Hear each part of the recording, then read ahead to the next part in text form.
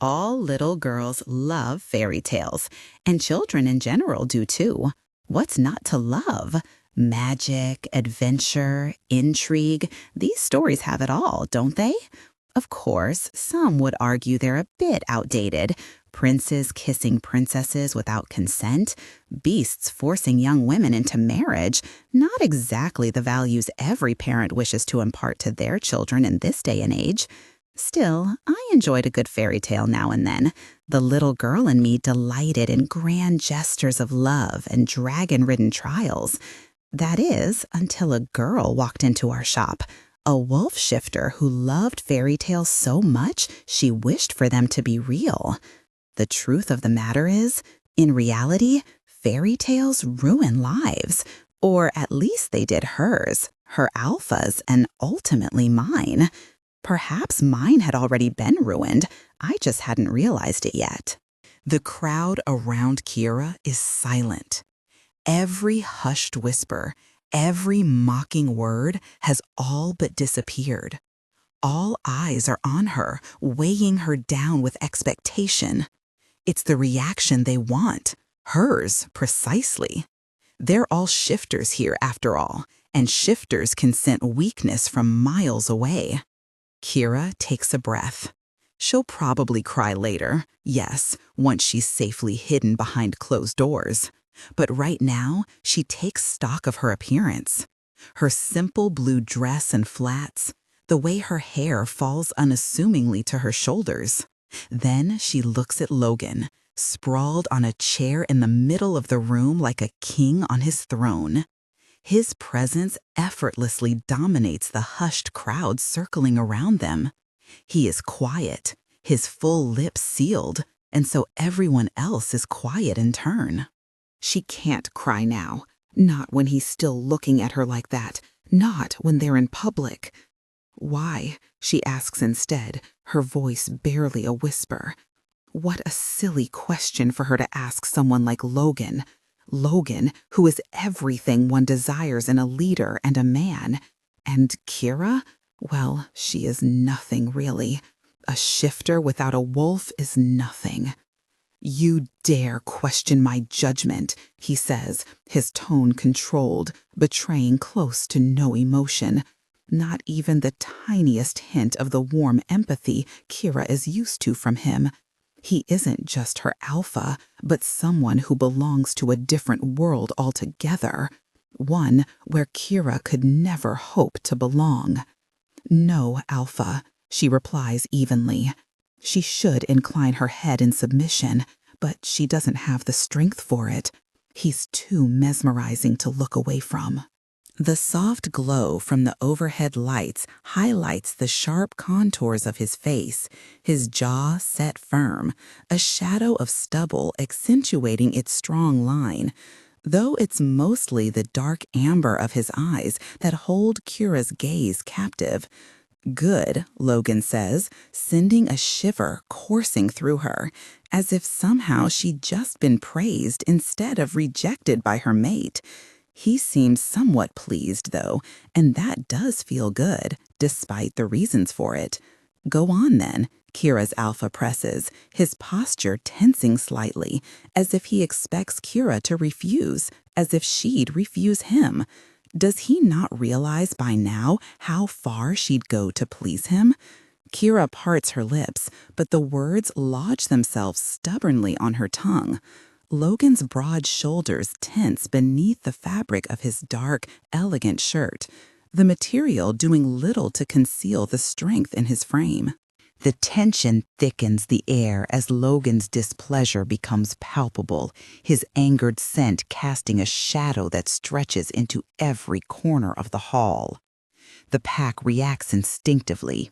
Members recoil, heads bow, and shoulders slump, submitting to the invisible weight of their Alpha's command. A few growls ripple through the room, directed at Kira for inciting his wrath. She keeps her head high, though an irrational fear grips her. Perhaps after this, she'll never see Logan again. The dark sweep of his hair, the warmth of his skin, the curve of his smile. I accept your rejection, Kira manages to say, her voice calm enough to surprise even herself. She expects relief to seep into Logan's scent. All she has done is acknowledge what he wanted, the severing of their bond before it could fully form. But instead of relief, his lips twist into a snarl. Something flickers behind his piercing gaze, leaving Kira stunned and confused, a look akin to betrayal. "Why?" he snaps, his voice sharp. "You've done everything I asked." "Get out of my sight," Logan says abruptly, turning away. Kira hesitates, unsure if he means for now or forever. She doesn't dare ask. Perhaps if she stays far enough away, but not too far, he might let her remain within reach, just distant enough to keep from provoking his anger further. Slowly, she turns and walks out of the reception hall. Behind her, whispers erupt among the pack. Mockery, sneers, but she pays them no mind. Logan watches Kira's retreat, her soft floral scent fading with each step. Her gait remains unhurried, her posture impeccable, betraying no hint of embarrassment, sadness, or resentment. To an outsider, it might seem as though nothing significant had occurred. But then again, that's often how Kira is, aloof, carrying an air of detachment. It isn't coldness or disdain, but a quiet absence that sets her apart. Some healers once called it dissociation. Logan remembers when she was 8 years old, her parents killed before her eyes, and she taken hostage. Even now, he feels responsible for it. At 20, newly ascended to Alpha after his father's untimely death, Logan had felt woefully unprepared, a vulnerability other wolves could sense from miles away. No rogue would have dared touch a member of the pack under his father's reign. But Logan was young, inexperienced, and the rogues saw their chance. Though he excelled as a tracker and found Kira quickly, he left the fight against the rogues to his pack while shifting back to human form to free her himself. Back then, she hadn't been a wolf, and there had been no way to communicate with her during the chaos. Comfort came telepathically, though she had been such a young child at the time. It felt right to offer her solace. He'd expected a crying, terrified child, but instead found her waiting, calm and ready. She didn't ask questions, she didn't complain, and when they brought her back home, she never cried, not once. Rumors began to spread that she was broken or even possessed. People didn't understand Kira, and no one liked what they couldn't comprehend. Alpha Clark, Logan's beta and oldest friend, someone who had trained side by side with him growing up, approached cautiously. "Should I arrange potential suitors for her?" he asked, making Logan frown slightly. "Suitors?" Logan echoed. "Well, she's 18 now," Clark added hurriedly, "and you've just rejected her, as you should have. We can't have our alpha mating with a wolfess girl." "Obviously," Logan replied, his tone blank. "She is of age now," Clark continued, undeterred, "and as you know, orphaned with a sister in her care." "I'm well aware of her situation," Logan snapped. "Right, so perhaps it would be wise to arrange to find Kira a proper mate." Logan shot to his feet. "She's but a child. She has time." Clark grimaced, appearing about to protest further, but Logan growled, waving him away. Finding Kira a suitable mate? What a ridiculous idea. She was too young for that. Besides, she needed time to process, to grieve whatever bond might have existed between them. Surely she couldn't be as indifferent as she appeared upon receiving his rejection earlier. As she'd turned 18, a strange, almost invisible link had begun pulling them together. She'd looked. Logan briefly closed his eyes. It didn't matter how she looked. It was over now. He wouldn't have her, and that was all there was to it. Kira lay awake in her bed long after she had shut off the lights. Beside her, Willow slept soundly. Kira knew better than to make a sound. She didn't want to wake her 10-year-old sister. Unlike Kira, Willow had a wolf and tasks to fill her days other than aimlessly wandering and cleaning floors. Willow aspired to be a warrior, following in their father's footsteps. Kira understood that dreams didn't come true through sleepless nights, so she resolved to stay quiet. She allowed a single tear to escape her eye, just one, taking measured breaths. Crying over this wouldn't fix anything, and besides, others might hear her. She could worry Willow or embarrass the Thorns, who had graciously hosted them for the past 2 years. It must have been embarrassing enough for their alpha to find out she was his fated mate.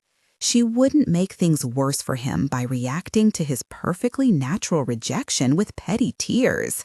Of course, he wouldn't have her. He had their pack to think about, and the pack needed a proper queen. The bare minimum for a queen would be the ability to shift. And besides, even if Logan had decided to forget all of that and listen to his heart, it's not like his heart would lead him anywhere near Kira. He could have anybody he wanted. In fact, he did have whoever he wanted every other night. Everyone knew he'd never shown a hint of interest in Kira, who was neither very beautiful nor particularly interesting. She couldn't shift and, up until a few hours ago, had still been a minor, certainly not someone Logan would have considered. Earlier at the party, Kira turned 18, an event she dismissed as inconsequential, quickly forgetting it amidst her quiet, stolen glances at him. But then, without warning, his gaze caught hers fully, locking onto her so intently that looking away became impossible. Her breath froze in her lungs as he crossed the room toward her. Kira was sure he'd pass by, and she braced herself to savor even the fleeting brush of his scent as they crossed paths. So when he stopped directly in front of her, she was utterly stunned. He said something she was certain must be captivating, but the pounding of blood in her ears drowned out his words. She felt lightheaded, overwhelmed by how close he stood.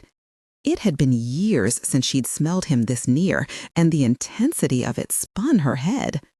His hand found hers, and he led her to dance. Any worry about wasting his time vanished the moment his fingers settled on her hips. The thin fabric of her dress did little to shield her from their warmth. She'd loved Logan for what felt like forever, though it truly began the day he found her lost in the woods and brought her home, whispering reassurances. He stayed with her while their alpha broke the news about her parents and remained as she entered her first foster home.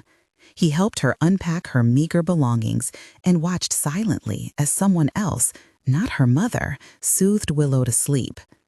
After Kira drifted off, he left but returned the next day and the one after that until waiting for Logan became her entire world. Even years later, long after he stopped doting on the child she once was, buried under obligations, she still felt adrift without him. But now, holding her like this, a profound sense of belonging bloomed within her, a certainty that she was exactly where she needed to be, at Logan's side.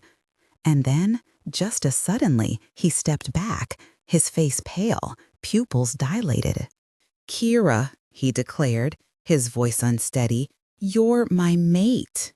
Confusion flickered through her before realization dawned. Of course, he meant her. The stories came rushing back. Logan's parents were fated mates. What she'd just experienced, the overwhelming connection, the pull, was the bond itself, triggered the moment she turned 18. Hope surged in her chest, unfamiliar yet undeniable. For the first time in years, she allowed herself to believe in something more. But then, of course, Logan hesitated. Logan regained his senses and, not even a couple of minutes later, publicly rejected their bond. Kira felt the loss of any sense of belonging immediately. What else could she do but accept it? Logan had looked so distressed. She'd never seen him like that before. His eyes were wide, his body moving with wild energy. Perhaps he'd caught an appalled gaze or two. There had been plenty of those thrown around. He realized what it would mean to be tied down to a pariah. Kira owed Logan her life. No one had ever made her feel as happy as he had over the years, watching over her with gradually more distance, but still watching over her nonetheless. He was her alpha, and her loyalty to him was absolute. If he didn't want her, then so be it.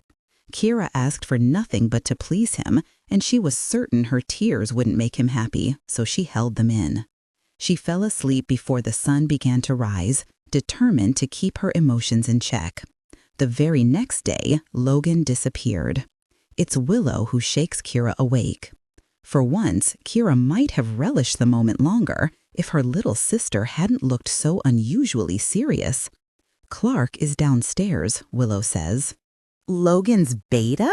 Kira asks, confused. "You know, another Clark?" Kira quickly ties her hair back in a bun, throws on pants and a shirt to appear more presentable for the beta, and heads downstairs. Clark is indeed in the living room, seated beside the bewildered Thorne parents and their daughter, Elma. "Kira," he greets somewhat politely, which is unusual. His gaze is cautious, guarded. "Did something happen?" Kira asks, a sinking feeling in her gut. "You tell me," Clark replies. Kira looks around the tense room, puzzled. "Kira spent the entire day in her room yesterday," Willow cuts in. "She wouldn't know whatever it is that's going on." Clark gives Willow a considering look, his gaze softening somewhat, though still far from warm. "The alpha is missing," he announces, eliciting a couple of gasps. Kira lets that news sink in slowly. It can't hit too fast, or she might not recover. The alpha missing. Logan, what did that mean? Was he in danger? Hurt? Had a search party been sent out? How could Kira help? When would he come back? What was she supposed to do without him? "Since when?" she asks, meeting Clark's eyes. Panicking wouldn't help anyone, certainly not Logan. Every panicked thought or painful heartbeat had to remain carefully contained. Clark's gaze on Kira hardens, his mouth pressing into a tight line. Had she been too transparent? Straightening her shoulders, Kira asserts herself as a member of this pack. It's her duty to serve her alpha, despite her worries and lack of a wolf. She needs Clark to understand she won't fall apart, that she can contribute. "Since when?" she repeats. Clark's grimace deepens, though he does reply. "According to Tessa." "Who's Tessa?" Willow interrupts. "The woman he'd been with before going missing. She's from a neighboring pack." Willow rolls her eyes, muttering something about his 100th lover or something under her breath. They'd fallen asleep together, but this? Morning light filtered through the curtains when she woke up to find Logan nowhere in sight. Clark's voice cut through the quiet room. He hasn't returned and hasn't been seen by anyone for the last 10 hours. A heavy silence settled over the group as the weight of his words sank in. Willow broke it almost cheerfully, her voice ringing out with an edge of mischief. "Maybe he's dead." "Willow," Kira snapped at her sister, who quickly shut her mouth. Clark hesitated before continuing, glancing briefly at Kira. "People are wondering if you've heard from him at all." It took a moment for Kira to realize he was addressing her directly. "No," she said sharply, unable to stop herself. "Why would I?" "You are his mate," Clark replied, the words hitting like a slap across her face. Kira fought not to flinch. She wasn't Logan's mate. He'd made that painfully clear. He rejected their bond, as he should have. She didn't consider herself tied to him in any way. She had no business being linked to him anymore. "I'm not," she told Clark firmly, her voice steady despite the storm inside her. The beta looked momentarily offended, as though he wanted to argue, but instead he turned away and stood up. "We'll be sending a search party," Clark announced to the room. "Every available tracker should meet us at the rendezvous point in an hour." If Logan hasn't shown up by then. Elma, one of the trackers, nodded in agreement. "I could help," Kira offered, but her words fell on deaf ears. Clark didn't even acknowledge her as he left the house. The damp earth beneath his body was unfamiliar, nothing like what Logan remembered falling asleep on. Instead of the warm, silken sheets of Tessa's bed, scented faintly with her perfume, there was only the cool mist of the early morning forest, its musky aroma sharp against the indulgence of the previous night. Opening his eyes, he tried to orient himself. The gnarled trees and shadowed paths were unmistakable. It was the woods near his territory. Confusion twisted in his gut. Why was he here? Sharp rustling nearby drew his attention, along with the distinct scent of a nearing stag hidden beyond the bushes. Then it struck him. I've shifted. But when and why? He hadn't transformed in his sleep in years. His control over the beast within was near perfect, or so he thought. Perhaps he'd overindulged yesterday. Tessa's company had been pleasant enough, yet something had felt missing, something Logan wasn't used to feeling and frankly didn't like. It left him distracted, unable to fully immerse himself in the moment with her. All he could do was pour another drink, trying to drown out the nagging sensation that he needed to be somewhere else. And now this. Clark and the others on his council hadn't helped matters, constantly badgering him about finding Kira a mate, as if she were some burden to unload onto the first willing candidate. Never mind that. He'd deal with Kira later. Right now, he needed to get home. Relying on instinct, Logan began moving, his paws padding silently over the leaf-strewn ground. The neighboring woods carried the familiar scent trails left by his trackers. Following them, he moved swiftly toward the pack's territory, navigating the winding paths with practiced ease. His nose twitched, picking up various scents. Kira was too young to be mated. That was the thing. It was frustrating how Clark and the others seemed intent on ignoring that fact. Besides, she didn't have a wolf. Finding her a suitable mate wouldn't be easy. No, what she needed wasn't a mate, but the pack's protection. She belonged to Logan. Logan growled involuntarily, shaking the pestering thoughts away. They all led to the same image. Kira's widening eyes, the hopeful, elated expression on her face as she took in the force of the growing bond establishing itself between them, meddling with her thoughts, her feelings. He thought of his mother's empty gaze, the bitterness in her scent, his parents' voices booming behind closed doors. And then he thought of nothing at all. Sometimes it was better not to think. A familiar scent of the pack grew stronger. Logan was close now. As he had done so many times before, he tried to summon his human self, willing the shift to begin. It didn't. Logan was briefly startled. This hadn't happened to him since he was a child, but he didn't let it deter him. Keeping his focus assuredly and patiently, he tried to restrain the wolf, to tame it back down for the time being. He tried and waited. Nothing. His body refused to obey. His wolf refused to retreat. As time passed, instead of his fur receding and his limbs turning back to two, the more Logan tried, the further his human self seemed to slip away. Controlled and civilized thoughts drifted. Instincts took over. The wolf claimed more and more space in the confines of his mind. Soon, there was almost nothing left of the human. Only the beast remained. And the beast wasn't content to stay still. Others were approaching. Other wolves. Were they threats? The allied sense of packmates dominated his surroundings, keeping the wolf somewhat calm for the time being. But there was something else, a human scent, floral and tempting, that drew the wolf's focus single-mindedly. Find its mate, now. Kira ignored the order. Yes, Clark said only trackers, but she could help, and she was going to. First, she drove to Tessa's place to hear firsthand what happened prior to Logan's disappearance.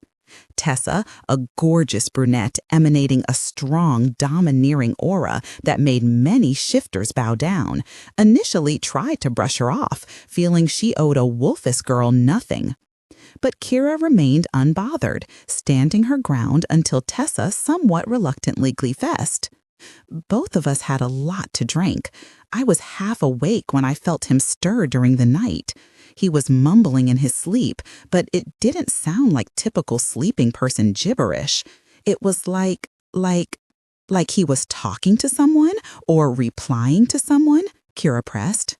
Yeah, I started to feel weird about it, but it stopped and I fell back asleep. When I woke up, he was gone. This didn't provide much clarity for Kira, but she knew every detail counted and kept this one close to mind.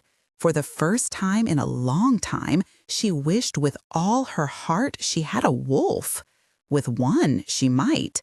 Kira caught a trace of Logan's scent and followed it, determined to find him as he had found her years ago. The least she could do was help in any way possible, even if her abilities were limited. After leaving Tessa, she drove back near the pack's territory and entered the woods, choosing a path she knew the trackers wouldn't start with. Might as well cover more ground. Venturing deeper into the forest, her eyes scanned the ground and brush for disturbances, while shadows moved and leaves rustled around her. Her human senses felt painfully inadequate compared to those of her packmates. She silently cursed.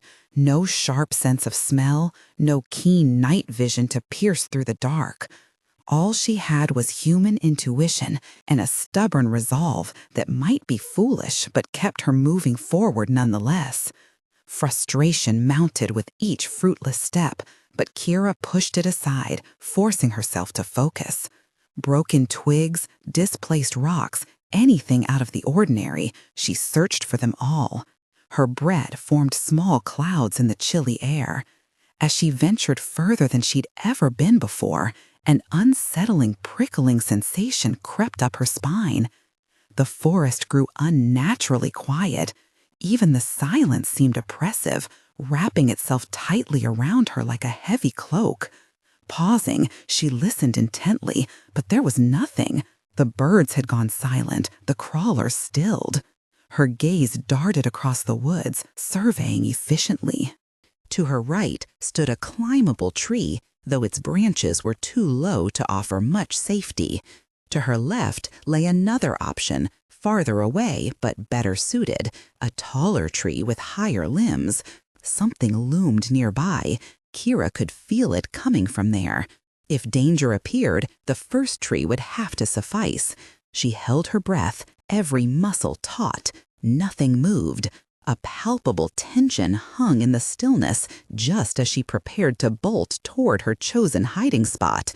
Then it emerged, a wolf stepping into view against the dark greens and browns of the forest. Its fur gleamed radiant white under faint sunlight filtering through the canopy, giving it an ethereal glow. Kira exhaled sharply. The wolf froze, muscles rippling beneath its snowy coat. It was massive, larger than any shifter she'd ever seen, its eyes holding an intelligence and intensity far beyond that of a normal wolf. The creature's stance wasn't aggressive, yet Kira remained on guard. She cursed inwardly again. How much easier this would be if she still had her own wolf form. Perhaps then she could communicate with this beast. Though not part of their pack, some semblance of understanding might have been possible. Instead, she stood face to face with the white wolf, heart racing, feeling as though it wanted to convey something. But what? The wolf moved slowly, deliberately, watching her with calculating precision. Kira tensed, glancing briefly at the tree. Then the wolf stopped, sitting down, tilting its head softly toward her. It didn't seem aggressive at first. In the distance, a howl rang out, and the wolf's ears twitched. A low growl began to rise from its throat, a menacing sound that deepened with each passing second. Its focus shifted away from Kira just as 3 other shifters emerged from the undergrowth, trackers from her pack that she recognized instantly. Without hesitation, the white wolf leapt in front of her, its posture tense and ready for attack. Kira's packmates responded with growls of their own, hackles raised, eyes blazing with fury at the sight of the trespasser. The forest seemed to shrink around them, the air thick with hostility. Their intentions were clear. They were going to fight. "Don't!" Kira cried out, raising her hands. "It's fine. He didn't hurt me." But it was a foolish thing to say. The white wolf may not have heard her, but the truth remained. This was an unknown wolf trespassing on pack land. It couldn't have missed the scent marks defining the territory. Still, it stood its ground, asserting its presence. "Perhaps you should go," Kira told the white wolf over her shoulder. It ignored her completely, positioning itself between her and the pack once more. Its massive body acted as a shield against the emerging threat. Its fur bristled, and a low, menacing growl rumbled from its throat, a warning impossible to ignore. The wolf knew it was outnumbered. It had to know it was on another pack's turf. So why wasn't it leaving? Why defend Kira at all? The scene unfolded too quickly, too fiercely. Her packmates snarled back, hackles rising, though they hesitated momentarily, taken aback by the sheer size and aggression of the lone figure before them. For a moment, instinct might have urged submission to the raw dominance exuded by the intruder. It stood tall, tail stiff, ears pinned back, its stance unyielding. Then, without warning, the white wolf charged, a blur of white fur and bared teeth. With one efficient motion, it tackled the first of Kira's packmates to the ground. When the other 2 lunged at it, it didn't retreat, instead sinking its teeth into flesh and fur. "Stop that!" Kira shouted. The white wolf froze briefly, not long enough to avoid retaliation. One of her packmates bit back, drawing a guttural growl from the intruder. Tension crackled in the air as the white wolf repositioned itself protectively in front of Kira.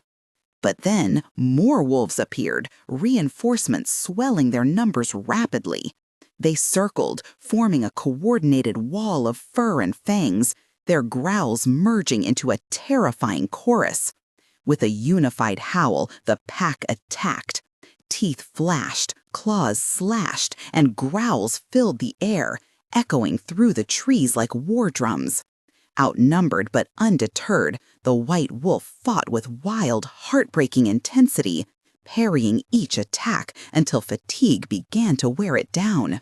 A particularly vicious snap caught it off guard, and it yelped, a sound that pierced Kira's soul. Blood stained its beautiful white fur, painting the ground in stark, vivid strokes. The fight drained from it, its movements slowing, its body weakening. And then, with a final crushing blow, it collapsed. Strangely, the white wolf hadn't shifted back. Usually, when a shifter was hurt, they would. The white wolf lies still, unconscious, a chain wrapped tightly around its neck, the other end tied to a large tree near the edge of the packhouse's grounds. Kira can see it from where she sits inside, unmoving, while Clark interrogates her. "You say he just appeared out of nowhere?" the beta asks again, his tone sharp with impatience. Kira's eyes dart back to the fallen wolf. It should have shifted by now. It would make healing easier, but it hasn't moved. Humans are better at healing humans after all. They should be trying to heal the white wolf, Kira mutters under her breath. It'll bleed to death before this is over. Clark's voice cuts through her thoughts. Why do you think it's still in wolf form? Her gaze locks onto the pale shape outside. I don't know, she replies flatly. I asked you a question, Clark barks, leaning closer. And I already answered it, Kira snaps, meeting his stare head on. For a moment, Clark looks taken aback but quickly masks it. Then why do you keep staring at it like that? Do you know who he is? Kira shakes her head, offended by the suspicion in his tone. No. Clark presses on relentlessly. Why did he pick a fight for you then? I don't know. Kira throws up her hands helplessly. If you know something, now would be a good time to share it, Clark says, skepticism dripping from every word. Our alpha is missing, or have you forgotten? As if she could forget. You think this wolf has something to do with Logan's disappearance? She asks, frowning. Clark leans forward, his expression grim. First, it's revealed you're Logan's fated mate. Then he disappears, just as a rogue wolf asserts himself on our territory, as if you're somehow his to protect. Do you think this is a coincidence? Kira stares at him, disbelief written across her face. You're saying this wolf got rid of Logan because it saw him as a rival? Why would it? Logan rejected me. If the rogue wanted me for a mate, as you seem to imply, it wouldn't need to hurt Logan. Clark opens his mouth to argue, but Kira cuts him off. And besides, I told you, I've never seen this wolf before in my life. Then why do you keep looking at it like you're worried about him? Clark challenges. Kira's gaze drifts back to the motionless figure outside.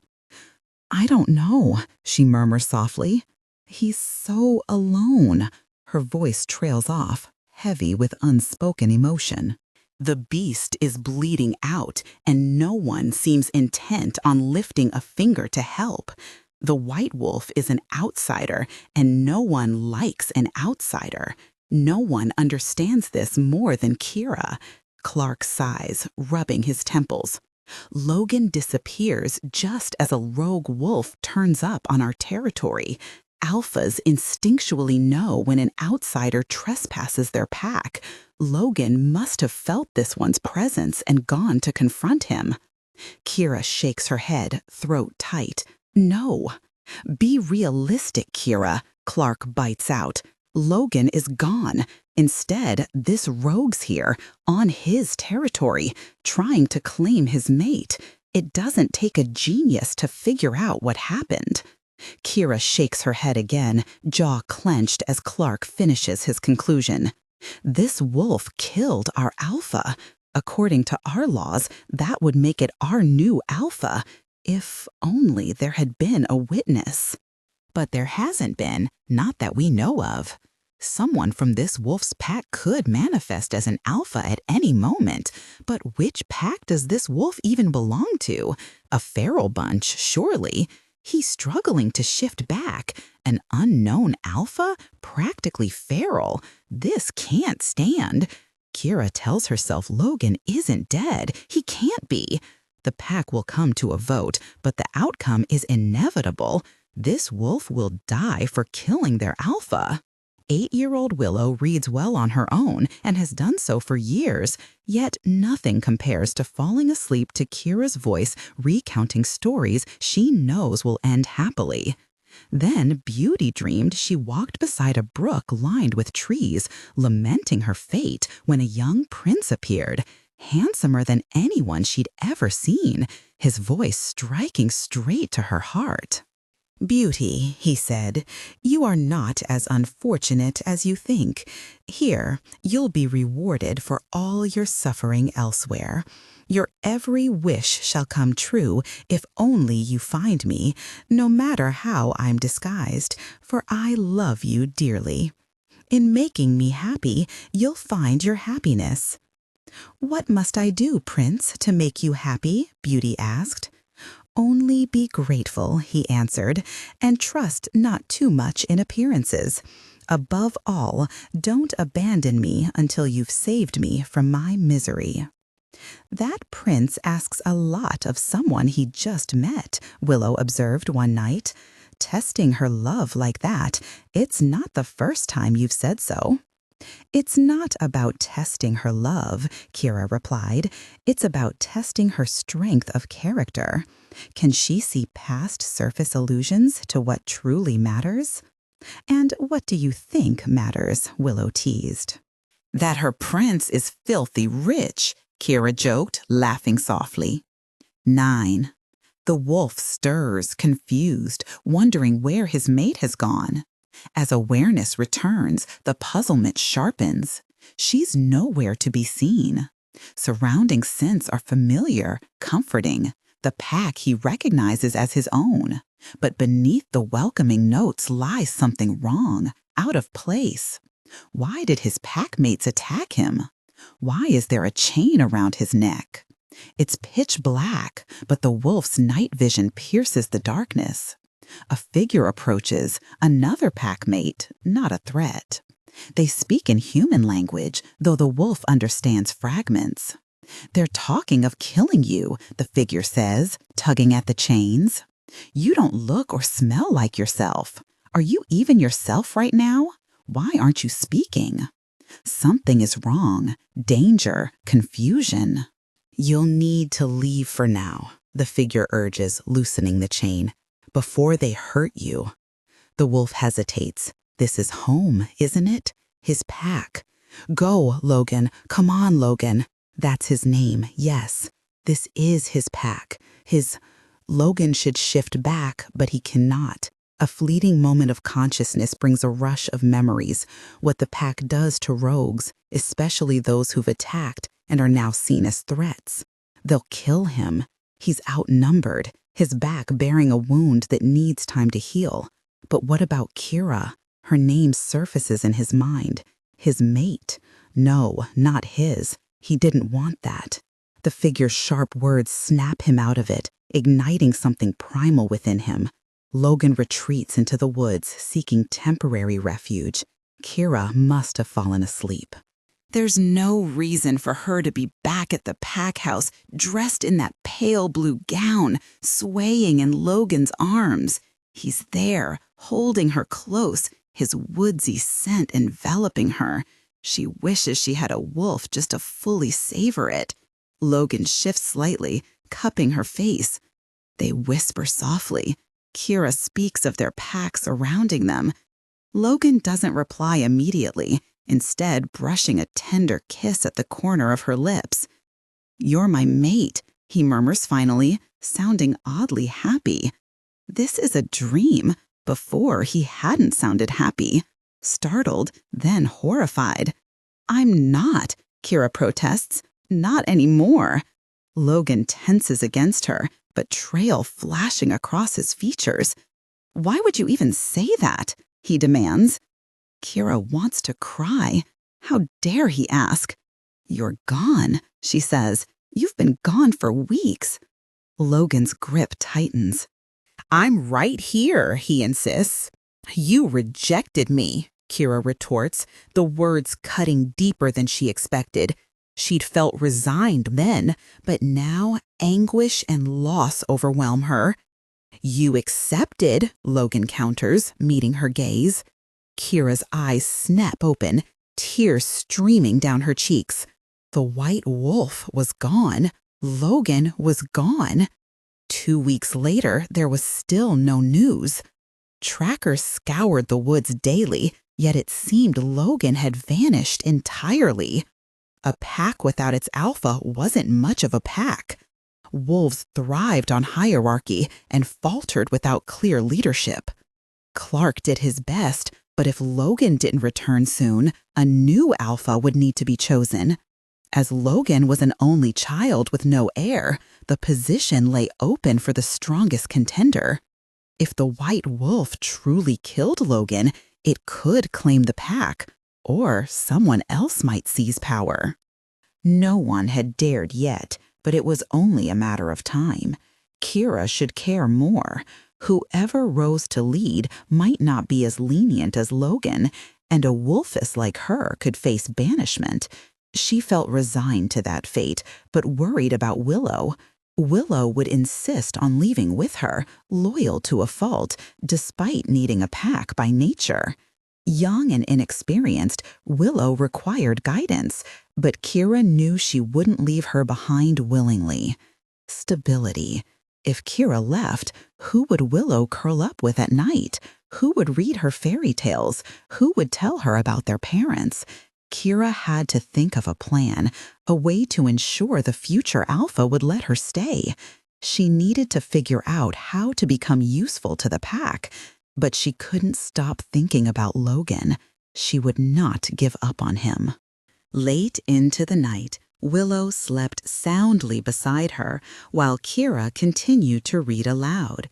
She didn't need to. Her sister couldn't hear her. But Kira didn't want to stop. In truth, fairy tales comforted her more than they did Willow. Growing up, Kira had always been a fairy tale type of girl.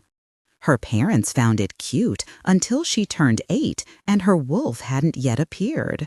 Then they worried that these happily ever after tales weren't practical enough for a future shifter. All the other kids in the pack had received their wolves and begun their training. Kira wanted to make her parents proud, so she hid away her fairy tale collection and tried to focus on more practical matters. That changed when her parents died. It was an unexpected attack by rogues while Kira and her parents were traveling to visit friends from another pack. Kira still didn't know why they attacked. Was it for money? Anger? Desperation? Maybe they wanted to put pressure on Kira's alpha. There were 3 of them, 2 men and a woman who had been in their wolf forms. They took Kira and left her parents behind. She was with them for 6 days. On the 7th day, help finally came. He came. Logan, he was her savior. Before then, Kira hadn't paid much attention to Logan. He was 12 years older, the heir to the pack, and a promising shifter who wouldn't waste time with a young girl without a wolf. They didn't have much in common. But when she was taken, Logan had led the search party. One minute, Kira was tied to a tree, too terrified to cry. The next, wolves attacked her captors. But all Kira noticed was Logan kneeling beside her in human form. He personally cut her binds and carried her to safety in his arms, just like princes did in her favorite illustrated books. For weeks, months, even years after, when nightmares of her parents' death and bloodshot eyes haunted her, she would calm herself by imagining Logan whispering soothing words in her ear and carrying her home. Rogues had killed her parents brutally, right in front of her, and for no reason. Desperation was no excuse. Logan had saved her, only for another rogue to take his life this time. Kira wouldn't stand by and do nothing. The white wolf had taken Logan from her, but Kira swore he wouldn't harm anyone else, not on her watch. All shifters are taught how to hunt. It's a good way to blow off steam and harness their abilities with low risk, meaning without fighting one another. The hunting can take place in wolf form, most likely, but also in human form, as shifters retain abilities even then. Kira didn't have a wolf, so she had to learn how to hunt the human way from a very young age. Kira had to adapt to a different set of skills compared to her peers. Kira relied on her determination and a need to prove herself as she immersed herself in learning the art of the hunt from a human perspective. Her training was grueling, involving countless hours practicing stealth, deciphering the subtle signs of nature, and mastering tools like bows and traps. The pack's skilled hunters taught her how to move silently across varying terrains. blend into her surroundings, and anticipate prey movement by observing broken twigs, disturbed leaves, or shifts in the wind. She honed her human senses to their limits, sharpening her hearing and sight to detect what others might naturally perceive in their wolf forms. Lacking the natural advantages of a shifter, Kira became resourceful, using her intelligence and environment to strategize each hunt. Despite her progress, nobody seemed to notice. Since her instructor's death, Kira's efforts went unrecognized, but that didn't diminish her resolve. She had a target, a white wolf, and it remained at large, roaming free. At night, she dreamt of its dark eyes and pristine fur glistening under moonlight. In her dreams, it always stayed just ahead, untouchable yet unafraid. It would let her chase, only to vanish with an unspoken promise to return if she failed. The wolf wasn't merely a threat to her. It had already taken Logan, and Kira couldn't bear the thought of losing anyone else. Others in the pack now scoured the woods day and night, searching for the wolf or signs of their missing alpha. But hope was fading. 2 months had passed since Logan disappeared. If he were alive, he would have reached out. Without an alpha, the pack teetered on the edge of chaos, some members growing reckless, others despondent. Each night, Kira ventured into the forest alone, careful to avoid her packmates. She knew where they searched and deliberately chose different paths, determined not to leave the hunt to chance. The white wolf was formidable, capable of overpowering nearly 6 shifters at once. Kira understood brute strength wouldn't be enough. Yet, the wolf's feral state gave her an opening. It no longer thought like a human. This was her advantage. Climbing high into the trees, bow in hand, she waited patiently, watching like a silent sentinel. Nights passed without success until one evening when the impossible happened. The wolf appeared. For a moment, Kira doubted her eyes, certain she'd imagined it. But there it stood, real and undeniable beneath the cold light of the moon. White fur darted through the trees on her left, a fleeting movement that made her heart clench. There it was again, the unmistakable flash of white that had haunted her dreams and driven her days with a relentless hunger for vengeance. Her pulse thundered in her ears as she steadied her breath, raising her bow with trembling fingers. A silent plea for precision crossed her mind before she released the arrow. It sliced through the cool night air, swift and true, but at the last moment the wolf veered left. The arrow cut harmlessly through empty space where its head had been moments before.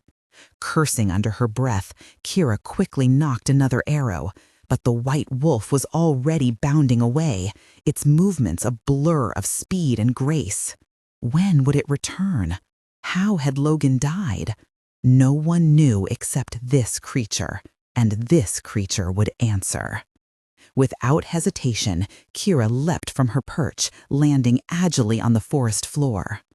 Adrenaline surged through her veins as she sprinted after the wolf, closing the distance with every stride. Her fingers gripped the bow tightly, another arrow ready to fly. The chase was fierce, weaving through dense underbrush and dodging low-hanging branches that clawed at her like skeletal hands. Kira's training took over, her body moving with practiced ease despite the storm of emotions raging within her. Finally, the wolf slowed and came to a stop in a small clearing, shadowed by heavy clouds that blotted out the moonlight. It turned to face her, its deep blue eyes piercing through the darkness. Kira raised her bow, one arrow remaining. But then the wolf lowered itself to the ground, submitting. Its gaze never wavered. Was it a challenge or a plea? Her hand trembled as doubt warred with resolve. An image of Logan falling flashed through her mind, stealing her nerves. She released the arrow. The wolf barely made a sound. Just then, the wind picked up, pushing aside some of the oppressive clouds. Moonlight spilled into the clearing, bathing the scene in an ethereal glow. The wolf's fur shimmered around the red gash of its wound, and then shifted, transforming into human flesh. Kira gasped, her heart skipping a beat.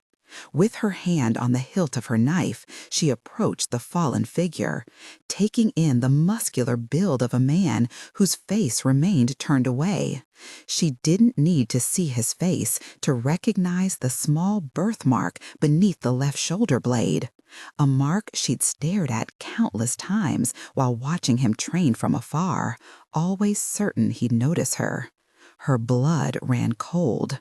"Logan," she whispered. He groaned, the sound both familiar and pained, because there, buried in his flank, was her arrow, one Kira had placed there. He turned his face toward her, his blue eyes watching her in stupor. Whether it was from being recognized or because Kira had shot him, she didn't know. Logan's head lay on Kira's knees, his broad shoulders bare, but the rest of his body was covered with her cloak. He'd swiftly removed the arrow with a grunt, confident he'd heal quickly, which he would, but in the meantime, he felt disoriented, a strong urge to close his eyes pressing down on him. "I'm sorry," Kira said from above, her face twisted in concern. She'd laced the arrow with that strong sedative they used to hunt bears. Logan smiled. She'd done a remarkable job tracking him before, and he was quite impressed. "Clever," he murmured, raising his hand to graze her skin, but missing his mark, finding his muscles difficult to move. God, his eyelids felt so heavy. "Don't fall asleep, Alpha." Kira shook his shoulders, making him groan. Logan was tempted to bury his nose in the warmth of her body, but her next words made him raise his gaze to her face instead. "I thought you were dead," Kira whispered, tears welling in her eyes. "Everyone thinks you're dead." She laid her hand on his cheek, her sweet floral scent hitting Logan's nostrils. Kira didn't have a wolf, and her scent was subdued, but it was one he knew and trusted, pleasant in its lightness, leaving him wanting more. He rubbed his nose against her wrist drowsily. He shouldn't. Kira wasn't his, but he couldn't help himself. "What happened to you?" she asked. Logan shrugged, unsure. "I woke in wolf form. I didn't realize I couldn't shift back at first. When I did, it was too late. I was already losing myself to the wolf." "Losing yourself?" Kira asked. "Usually, when I shift, it feels like a different, more primal side of me takes over, but I'm still there, somewhat. It's different now. I lose track of time and forget who I'm meant to be. Except?" "Except?" Kira encouraged. "I don't know." Logan closed his eyes. "It comes back to me sometimes, briefly." He didn't add more. "Well, you're back now," Kira said, relief lacing her words. "When you're up to it, we'll go back to the pack." "I don't know how long this is going to last," Logan confessed. "I'm not sure it will. I feel like it won't." Kira kept quiet for a moment. "You feel like or you know?" "The wolf is there in my mind. It feels close," came the reply. A strange energy coursed through Logan, one he didn't recognize, one that hadn't been there before. "I think it's magic," he said, drifting away. "Magic?" Kira repeated, feeling quite dumbfounded. Logan nodded. Above him, Kira wore a worried, distressed look that made it seem as if the world was ending. It reminded Logan of his mother. "You'll be fine, kid," he said. "Don't waste your time worrying about me." "I'm not a kid," replied, "and of course I'm worried. The pack needs you, Logan. There are already talks of who should replace you as alpha." Before she could finish, Logan's eyes snapped open, suddenly more alert. It won't come to that. Well, if you're not there to lead, she said, pursing her lips. Hesitation lingers as Clark is approached by Alpha Hudson, the brute from the Ironwood clan. Logan, that insufferable wolf, asks the very question Kira silently wonders. Though she wasn't invited to their conversation, it's clear his visit during Clark's absence is no coincidence. He'd make a move on the pack, Logan says, nodding grimly. Hudson's obsessed with expanding his territory. He wouldn't hesitate to seize control of ours. Logan's jaw tightens at the thought. I don't think he'd dare conquer by force, but in alliance, that's more his style. His hand instinctively finds Kira's, gripping it firmly. Listen to me, he says, his voice low and urgent. Here's what you're going to do. Kira protests, her doubts spilling out in a torrent, but Logan answers each one with pragmatic precision, his tone unyielding. The moon fades into dawn, and when the sun rises, the white wolf is gone, leaving only the man behind. The air inside the pack house is thick with tension, heavy with the musky scent of apprehension. Voices rise and fall in heated debate over the precarious future of their pack and the unnerving proposition to submit to Alpha Hudson, an ambitious leader from a neighboring lower-class pack.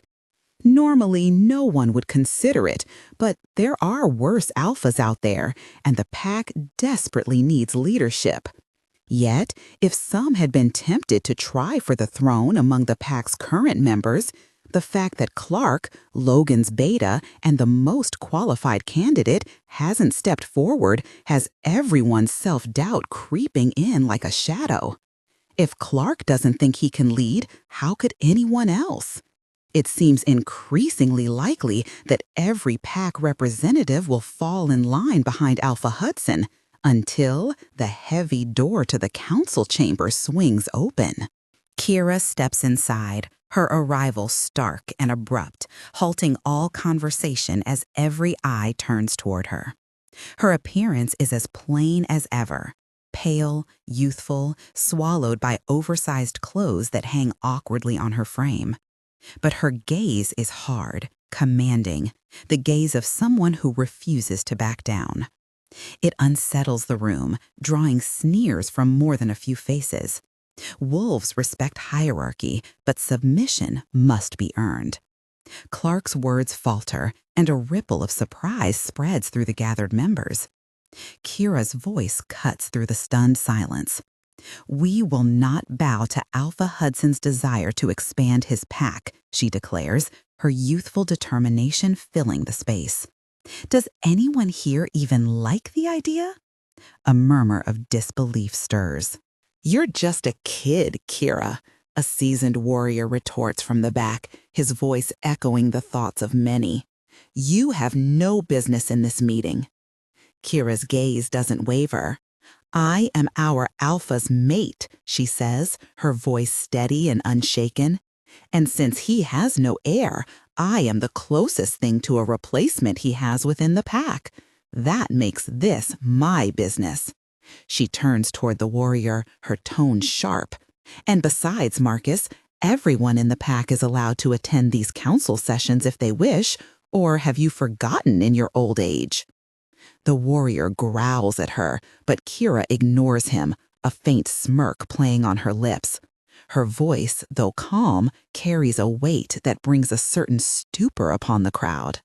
This young girl, whom they have always known yet never paid much mind to, now stands among them, head held high, positioning herself with a resolve that might seem foolish if not for the cold, impenetrable steel of her gaze.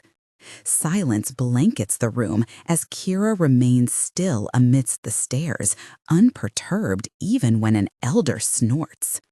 Logan rejected you, girl. You have no claim here, the elder sneers. Kira's eyes snap toward her, silencing any bubbling laughter in its tracks.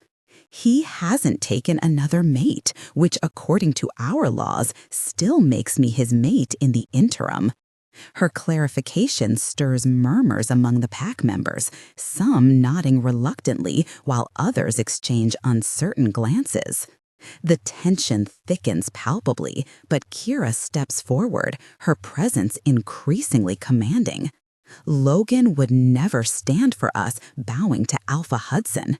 Our values do not align with his, she asserts, her voice barely rising yet weighing down everyone present.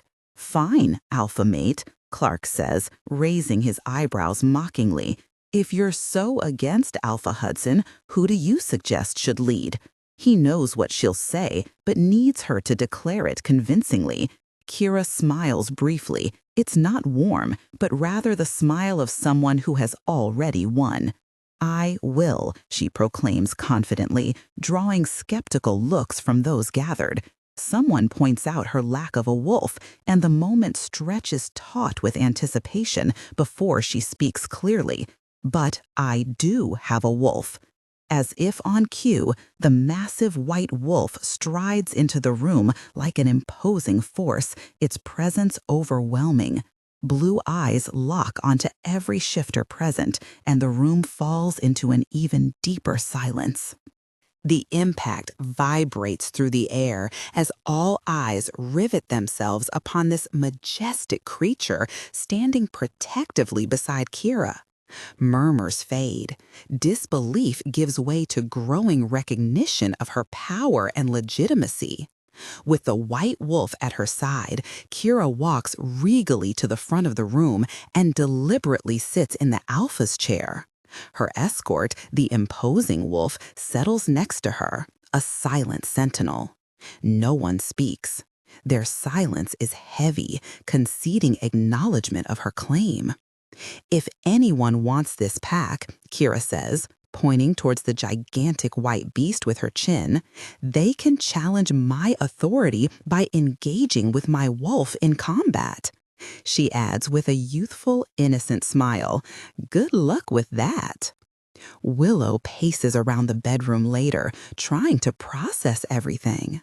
Let me get this straight. Logan's been turned into a white wolf no one recognizes and is stuck in this form? Keep your voice down, Kira replies sharply, casting a glance at the white wolf seated beside her. While he remains stuck in this form, you will act as this pack's alpha. Willow's stunned gaze turns incredulous. An excited grin spreads across her face. That is bloody brilliant news, she exclaims, eyes shining with manic enthusiasm. You've been reading Harry Potter again, haven't you? Kira comments, half amused and half afraid of what her younger sister's excitement might mean. Imagine what would have happened if we'd been stuck with that other one for an alpha, Willow squeals. But everything's fixed now. I'm so relieved. Everything is not fixed, Kira protests, pointing toward Logan. Our alpha is still stuck like this, remember? Willow makes an uncomfortable grimace. Besides, I don't think I can do this for long, Kira adds, jumping to her feet, betraying her nerves. I don't even know how I managed to convince everyone to make me alpha of all people. Her gaze falls on Logan, who's growling softly at her. Yes, I know you think it's all about confidence, she tells him, but that's because you're actually qualified for the job. You can speak with him? Willow interrupts, confused. No, we spoke when he turned back last night, Kira explains, and we've come up with a signal so he can help me lead in the meantime. But we have to find a way to turn him back to his human self more permanently. Before Willow can reply, Kira adds, which is why I'll be going to see the magician tomorrow. Upon hearing Kira's words, her younger sister visibly pales. The magician? She squeaks, eyes widening. The one who grants wishes, Kira snaps, not the fake one who hides cards up his sleeve. Willow swallows audibly. Kira, this guy's dangerous. He grants wishes for a price. Well, whatever price it is, I'll pay it, Kira concludes. Logan can't stay like this. There's no other choice. Behind her, Logan growls, clearly not liking the idea, but Kira ignores him. She doesn't have a choice. He'd said he felt like his condition had been caused by magic. If that were the case, only magic would free him of it. And there was only one person Kira knew of who practiced real, powerful magic around here, and it was the magician. Too bad everyone she knew of who'd ever gone to him had spent the rest of their lives regretting it immensely. It didn't exactly make one feel enthusiastic about meeting him. Kira takes a long breath as she travels up the main street of the small town.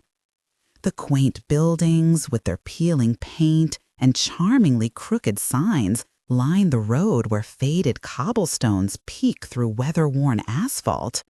Each storefront, from the thrift stores to the cozy diner with steamed-up windows, seems to whisper stories of days gone by. It's been years since she last visited, and the sight of the old tower standing proud against the sky stirs a mix of nostalgia and excitement in her heart. She quickens her steps, a mixture of nerves and exhilaration coursing through her. The last time she'd come here, she'd been a little girl, and her parents had taken her out for ice cream and a new book. She'd picked an old fairy tales book with a worn brown cover, the one she now reads to Willow every night.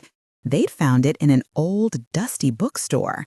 After failing to find what Kira dreamed of in the more modern shop down the street, she turned a corner onto a small, quiet lane, searching for that very store. Back then, Kira had met its owner, a handsome young man with copper hair and light green eyes who'd winked at her and made her laugh, despite the intimidation she felt in his presence. Her parents had quickly pulled her away after handing him money. He uses magic, her father had explained, urging Kira never to return. Dark magic, her mother added, gripping her hand tightly. Never go near it, Kira. It only leads to trouble. Later, she'd heard stories about the man, the magician, they called him. Someone from a neighboring pack had gone to see him to make a wish, and it had come true miraculously. Perhaps this magician was still around and could help Logan turn back. Kira found the bookstore again. When she arrived, it was just as she'd left it all those years ago. A faint tingle of unease danced up her spine as she pushed open the heavy wooden door. The bell above gave a weak, muffled jangle, as if surprised to be disturbed. Inside, the air was thick with the scent of old paper and musty secrets. Books towered in precarious stacks around the dimly lit room, their spines cracked and covers faded. Dust motes swirled in the sparse shafts of sunlight filtering through dirty windows, casting long, uneven shadows across the floor. Every surface was cluttered with arcane artifacts and mysterious trinkets that seemed to watch her from their silent perches. The air felt static with the power of unwritten knowledge, and the quiet was so profound it almost hummed. As Kira stepped further into the room, her eyes slowly adjusted to the dim light.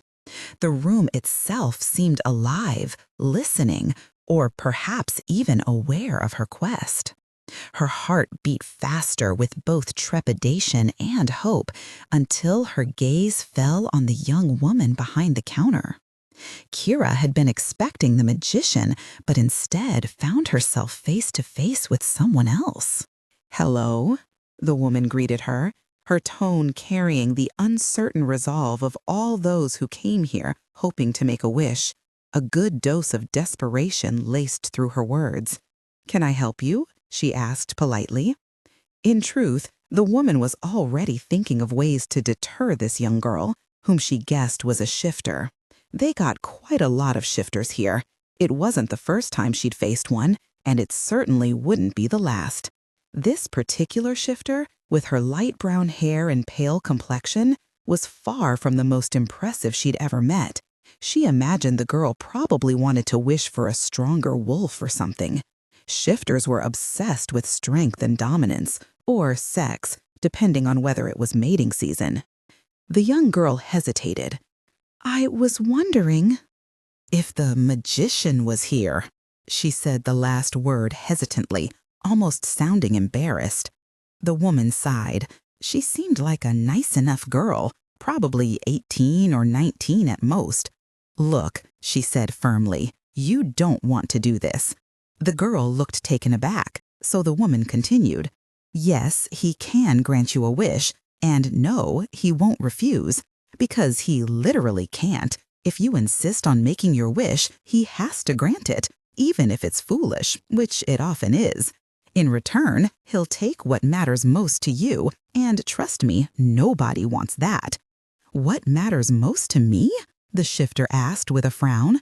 It's rarely what you think it is, I explained before asking, what's your name?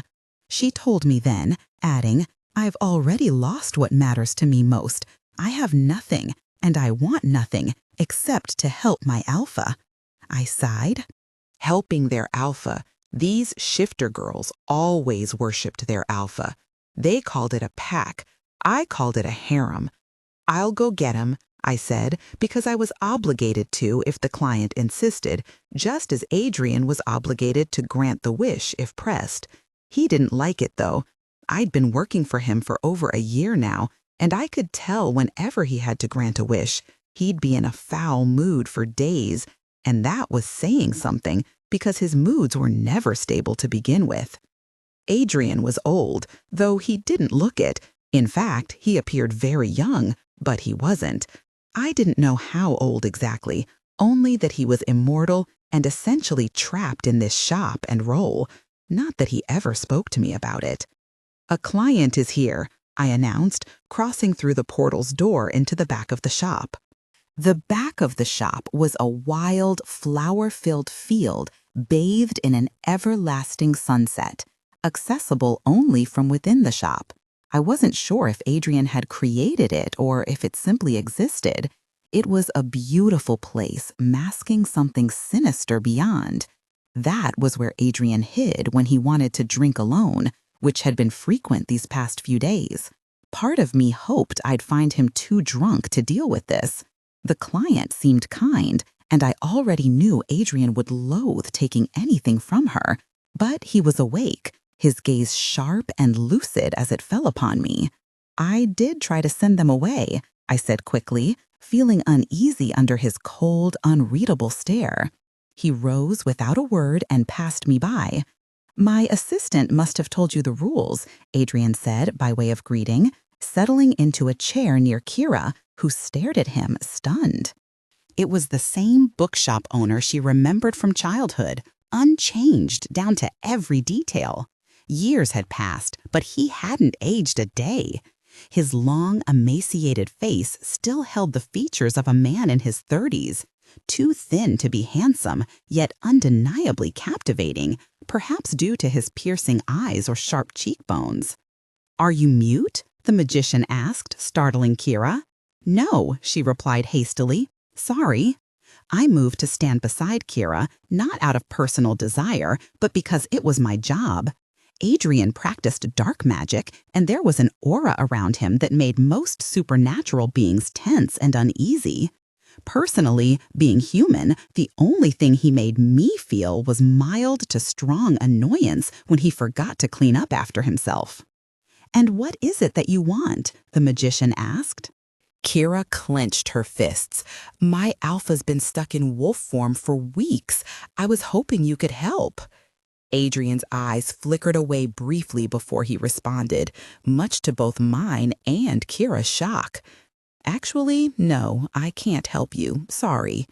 My jaw nearly dropped. Adrian had never turned down a client before. He'd warned them of risks, yes, subtly try to steer them another way, sure, but outright refuse? Never. I thought you couldn't say no, Kira argued, shooting me a look. Normally, I cannot, Adrian agreed, his tone polite but firm. But in this case, I'm afraid I must make an exception. You see, your alpha's been cursed. Cursed? Kara's eyes widened. Why? How do you know? And who would do such a thing to him? Adrian smiled, a carefree gesture that seemed almost mocking. It struck me as a facade.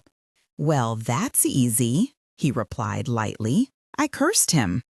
Logan stares as Kira reviews several documents, reading them aloud for his benefit. He doesn't actually need her to read them. He knows exactly what they're discussing today. A dispute over territory borders brought by Alpha Hudson, who'd been furious at having his chance for expansion ruined. Logan already knows how he wants this resolved. If needed, he'll communicate with Kira through subtle taps against her hand or shin, as they'd planned. Honestly, it's straightforward enough, and Kira is quick on her feet. She'll figure it out soon enough, especially with Clark's knowledge of their borders and resources guiding her. She still blames herself for not being able to make a wish on Logan's behalf. If he could speak, he'd tell her he's relieved. He doesn't want her sacrificing what matters most to her because of him. He's the alpha of this pack. It should be him making sacrifices. He's glad the magician refused Kira. The thought of her losing everything because of him is unbearable. Still, curiosity gnaws at him. Why did the magician curse him? Someone must have made a wish, but who? Alpha Hudson? Another rival? If the goal was to eliminate Logan, why curse him instead of simply killing him? It didn't add up. Being trapped in wolf form isn't helping either. His thoughts are clouded by raw instincts and heightened senses, which overwhelm his analytical mind. He hasn't lost himself to the wolf, not like before, but he doesn't feel completely whole either.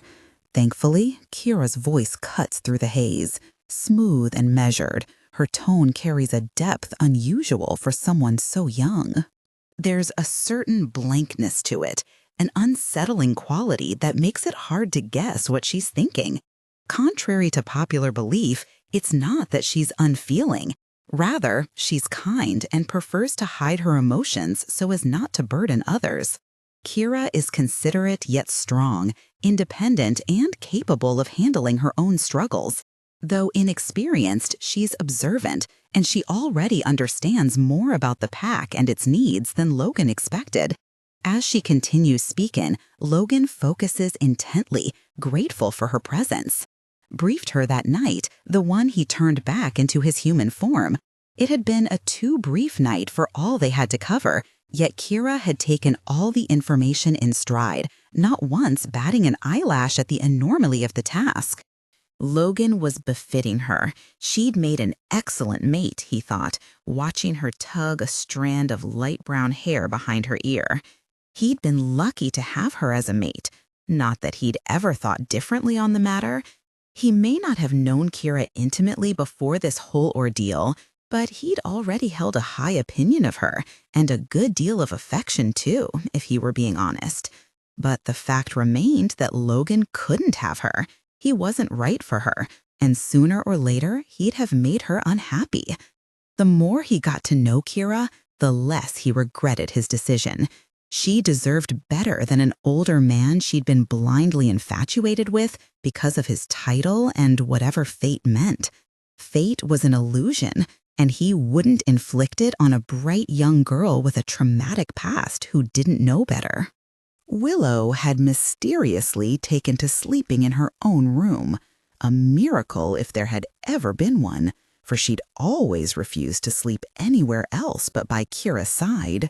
Apparently, having to share her quarters with an enormous white wolf who rarely slept had gotten the better of her, and she'd declared that if Kira insisted on keeping Logan in their bedroom, she'd rather sleep somewhere else. She hadn't seemed to mind too much, though, which Kira found highly suspicious. But having struggled to make her sister sleep in her own bed for years, she hadn't asked her too many questions when she'd moved out. However, what she hadn't expected was her sister's absence to take such a toll on her. Apparently, Kira had gotten used to feeling a warm body beside her at night, and in its absence, her childhood nightmares had come crawling back full force. Every night, she'd open her eyes to the feel of Logan's muzzle pressed against her cheek in an effort to drive away whatever was plaguing her, though she couldn't remember upon waking up. It got to a point where he would crawl into bed and sleep beside her, Kira's hands gripping his fur. She'd feel a little embarrassed upon waking up, but not enough to pass up on a comfort she so rarely received, one she'd dreamed of to make her feel better since she'd been little. More accurately, though, she didn't feel embarrassed until one night, Kira woke up to the feel of a strong chest against her cheek and very human muscles beneath her palms. Her eyes snapped open onto Logan's face, peaceful in slumber. Kira's heart fluttered as she watched him, the intimacy of the moment weaving a warm thread through the cool night air. The dim moonlight filtering through the curtains cast a soft glow over his features, highlighting the gentle rise and fall of his chest with each breath. She became torn between the urge to wake him and the desire to let the moment linger. His face, usually so stern with the weight of leadership, now seemed serene. Serene and almost vulnerable in sleep, it was a rare sight of him, one she cherished all the more for its scarcity. Her hand moved as if guided by its own will, reaching out to brush a stray lock of hair from his forehead. The touch was electric, sparking a deeper, primal attraction within her. The warmth radiating from his body, the steady rhythm of his breathing, it all fueled the heat simmering inside Kira. Her breath caught as her fingers trailed lightly down his arm, feeling the ripple of muscle beneath his skin, the coiled power even in rest. The proximity, the quiet, the forbidden thrill of touching him so freely, it culminated in a surge of desire that left her aching, yearning. The old Kira might not have dared. In fact, the old Kira would never have considered such boldness. But this new version of herself had found the strength to lead an entire pack while harboring none of her own, knowing opportunities like these might never come again. Slowly, she bent her head, placing a soft kiss at the corner of Logan's lips. He sighed softly but didn't stir. Meanwhile, Kira's heartbeat quickened until it felt as though she couldn't draw enough air.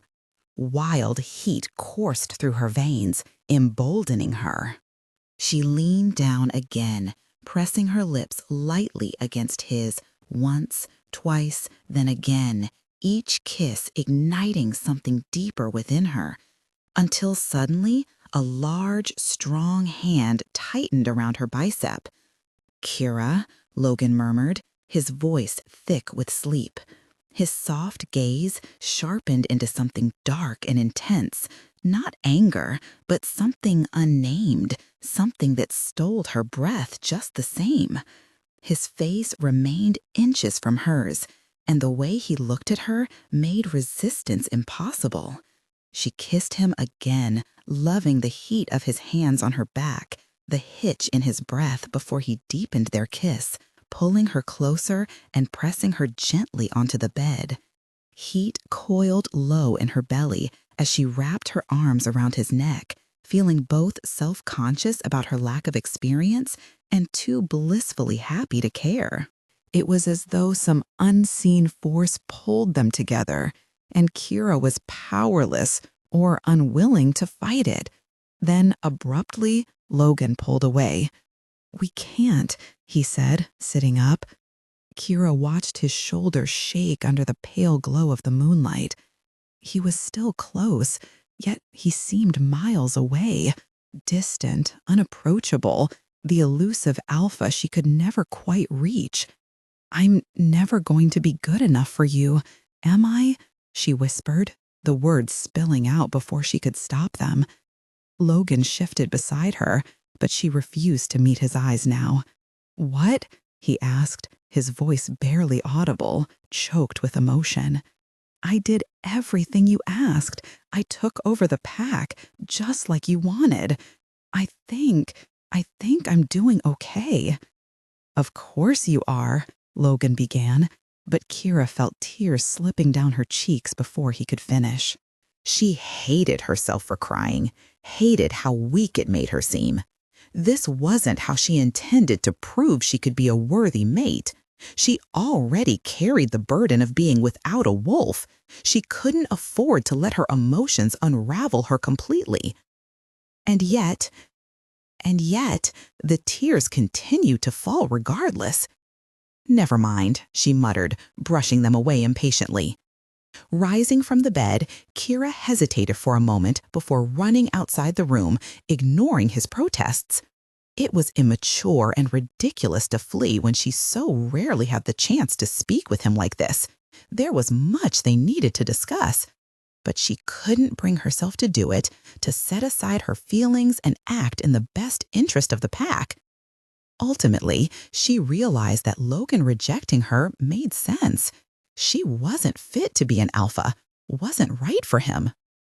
Kier returned repeatedly to see the magician, but Adrian's answer never changed. Once a wish was made, it could not be undone until the day he died.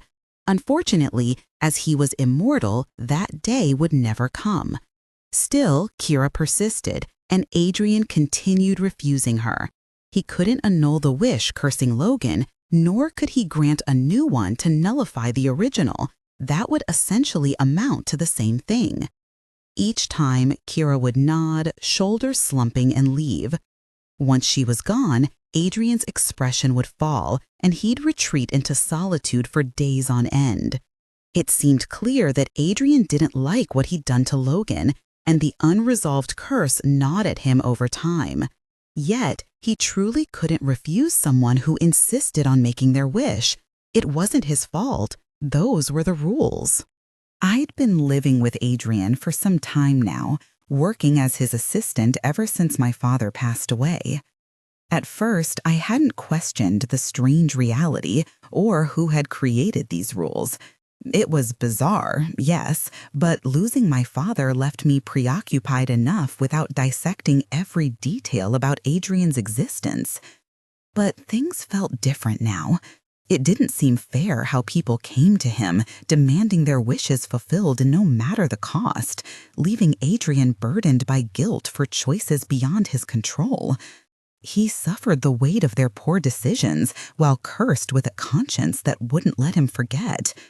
As for me, I pitied myself a little too. Adrian was all I had left in the world, and he was already peculiar and troubled enough without strangers plaguing him with more wishes. In the privacy of my mind, I wished they'd leave him alone. Of course, I'd never voice such a wish aloud. I knew better. Every time Kira visited, she left Adrian in a foul mood, and I was left to pick up the pieces, literally, the shards of empty bottles trailing behind him. That pattern stretched on for nearly a year, until one day it grew worse. "I'm worried about Logan," Kira said, her large eyes brimming with sorrow. "He's different these days. Usually, even when he shifts into a wolf, I can tell he's still there, listening, paying attention. But lately, it's like there's less and less of him left, and more of the wolf." I frowned. "You mean you think he's losing his humanity?" Kira nodded, choking back emotion. "Yes. The first time he turned back, he couldn't remember being human. Alone in the woods, he had admitted that he would lose himself to the wolf. But since returning to us, he seemed better. I thought this problem was behind him." Adrian, who appeared not to be listening as he played darts in the back of the shop, suddenly interjected. "He's been a wolf too long. If you don't find a way to break his curse, he'll slowly lose his humanity until there's none left." Kira paled, looking crestfallen. "Why? Why would someone inflict such a thing on him?" she asked. Adrian shot her a bored look. "Because someone wished it, of course. Or have you missed every word I've said?" Kira's eyes filled with tears. "How can anyone be so cruel as to wish this fate upon him? He's done nothing wrong." "Hasn't he?" Adrian snapped, silencing her momentarily. She looked taken aback by his tone, or perhaps by what he'd said, but protested anyway. He hasn't? Hasn't he rejected you? Adrian met her gaze, and Kira's eyes widened. For a moment, she stood frozen, as though slapped, before running out of the shop. As soon as she stepped through the door, Adrian pressed a hand to his chest, his face turning pale. It seemed like he might be sick. "What's wrong?" I asked, stepping toward him. He ignored me, sinking down onto the floor instead. Sighing, I realized what had happened. Adrian wasn't supposed to tell her that. Rules bound him, and when he broke them, the consequences physically hurt him. He never let it show, but now I understood. It hurt more than he cared to admit. Clenching my fists, I left the shop and ran after Kira's retreating figure. "Wait," I called. She stopped but didn't turn around. "I'm sorry about your alpha," I said to her back. And I truly was. "But your questions are hurting Adrian, you understand?" She finally spoke. "Adrian? That's his name?" I nodded, even though she couldn't see me. A sinking feeling settled in my chest as I realized no one ever bothered asking for it before now. "Oh," she murmured softly, understanding dawning on her face. Her shoulders slumped. "Don't come back," I warned, though I knew I couldn't stop her if she chose to return. "He told you the truth. He can't help you without paying a price." She said nothing and walked away. Kira lives in the pack house now with Willow and Logan, of course. They aren't alone. Clark practically resides there too. Then there's Joy. Joy is a striking woman in her early 50s, though she looks at least 15 years younger due to being a shifter. Shifters age slowly, but Joy's beauty isn't diminished by time. Still, these days, she's emaciated from forgetting to eat, staring absently out the windows for days on end. Despite this, her beauty remains undeniable, especially her piercing blue eyes, the same shade as Logan's, for Joy is his mother. The resemblance between them is uncanny. Kira often comes to sit beside Joy.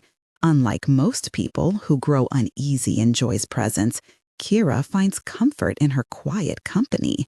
The forlorn presence eases the ache of Logan's absence. Joy is the only person besides Willow that Kira confided in about Logan's curse, believing a mother had the right to know about her child. She thought it might bring some relief, but it hadn't. The death of her mate shattered her. Clark once explained they were fated.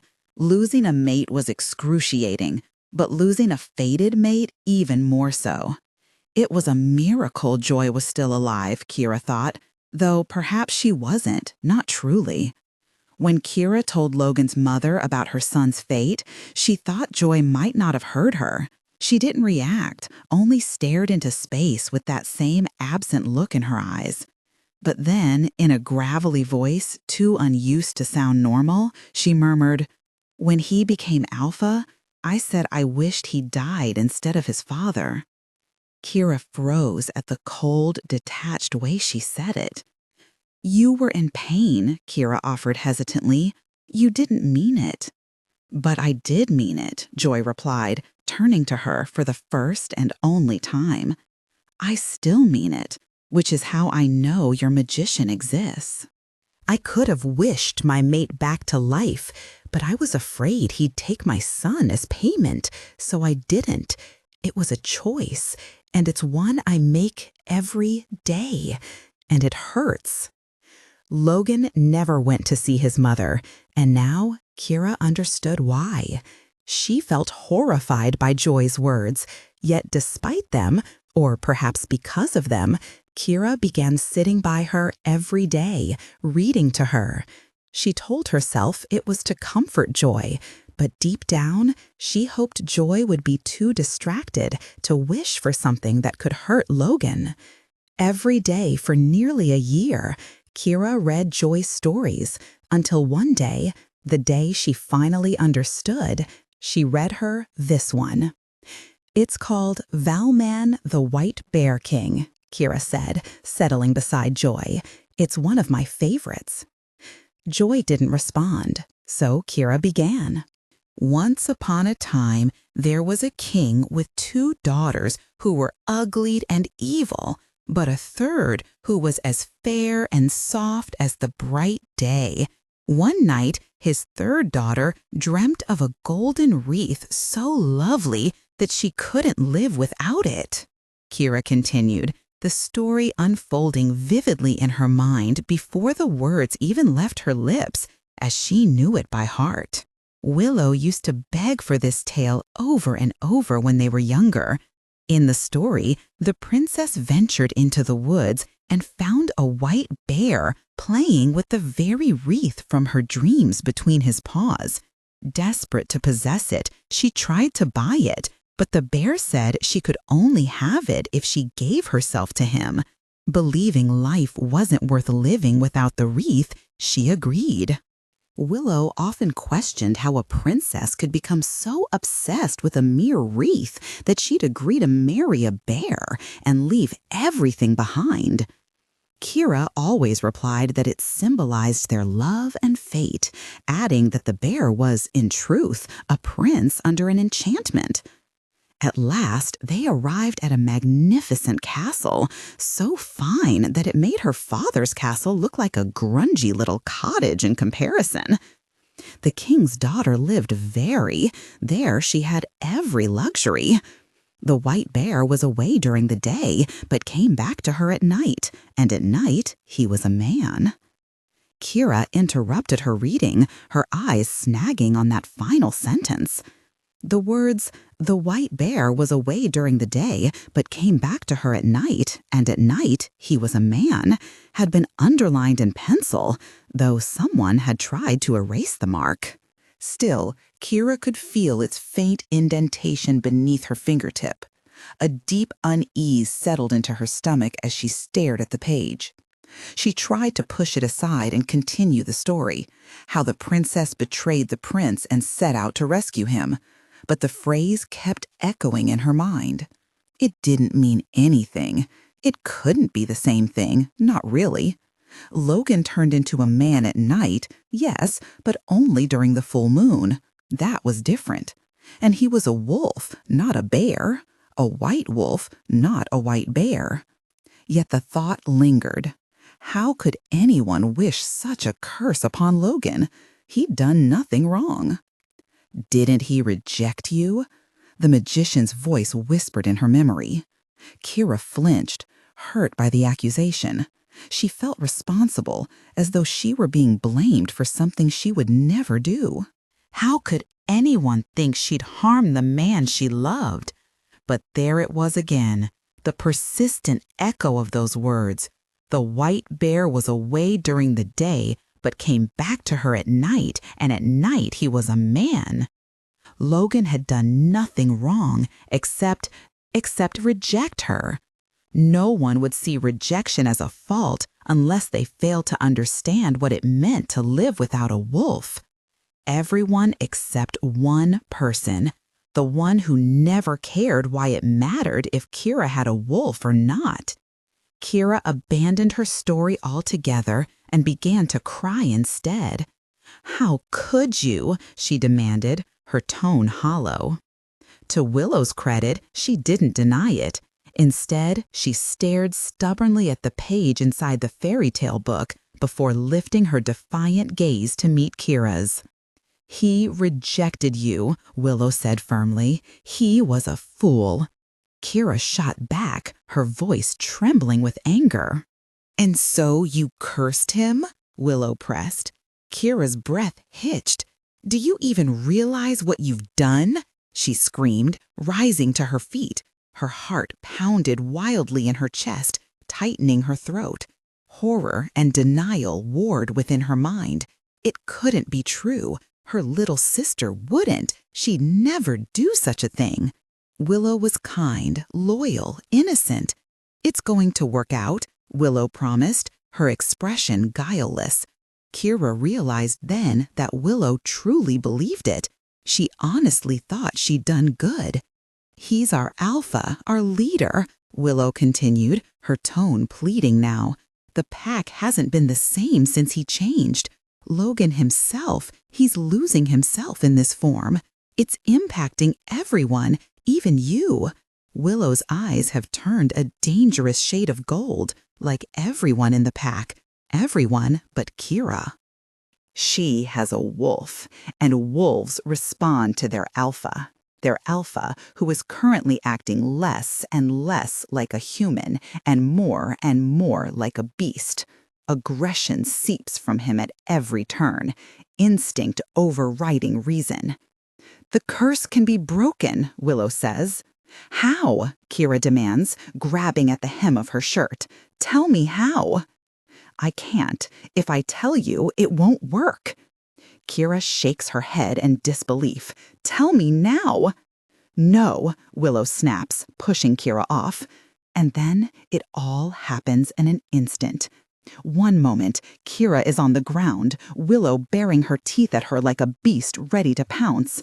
The next, Logan jumps into the room between them, growling at Willow with a stance that couldn't be more aggressive. Stop, Kira screams. But Willow, feeling the threat for what it is, refuses to back down.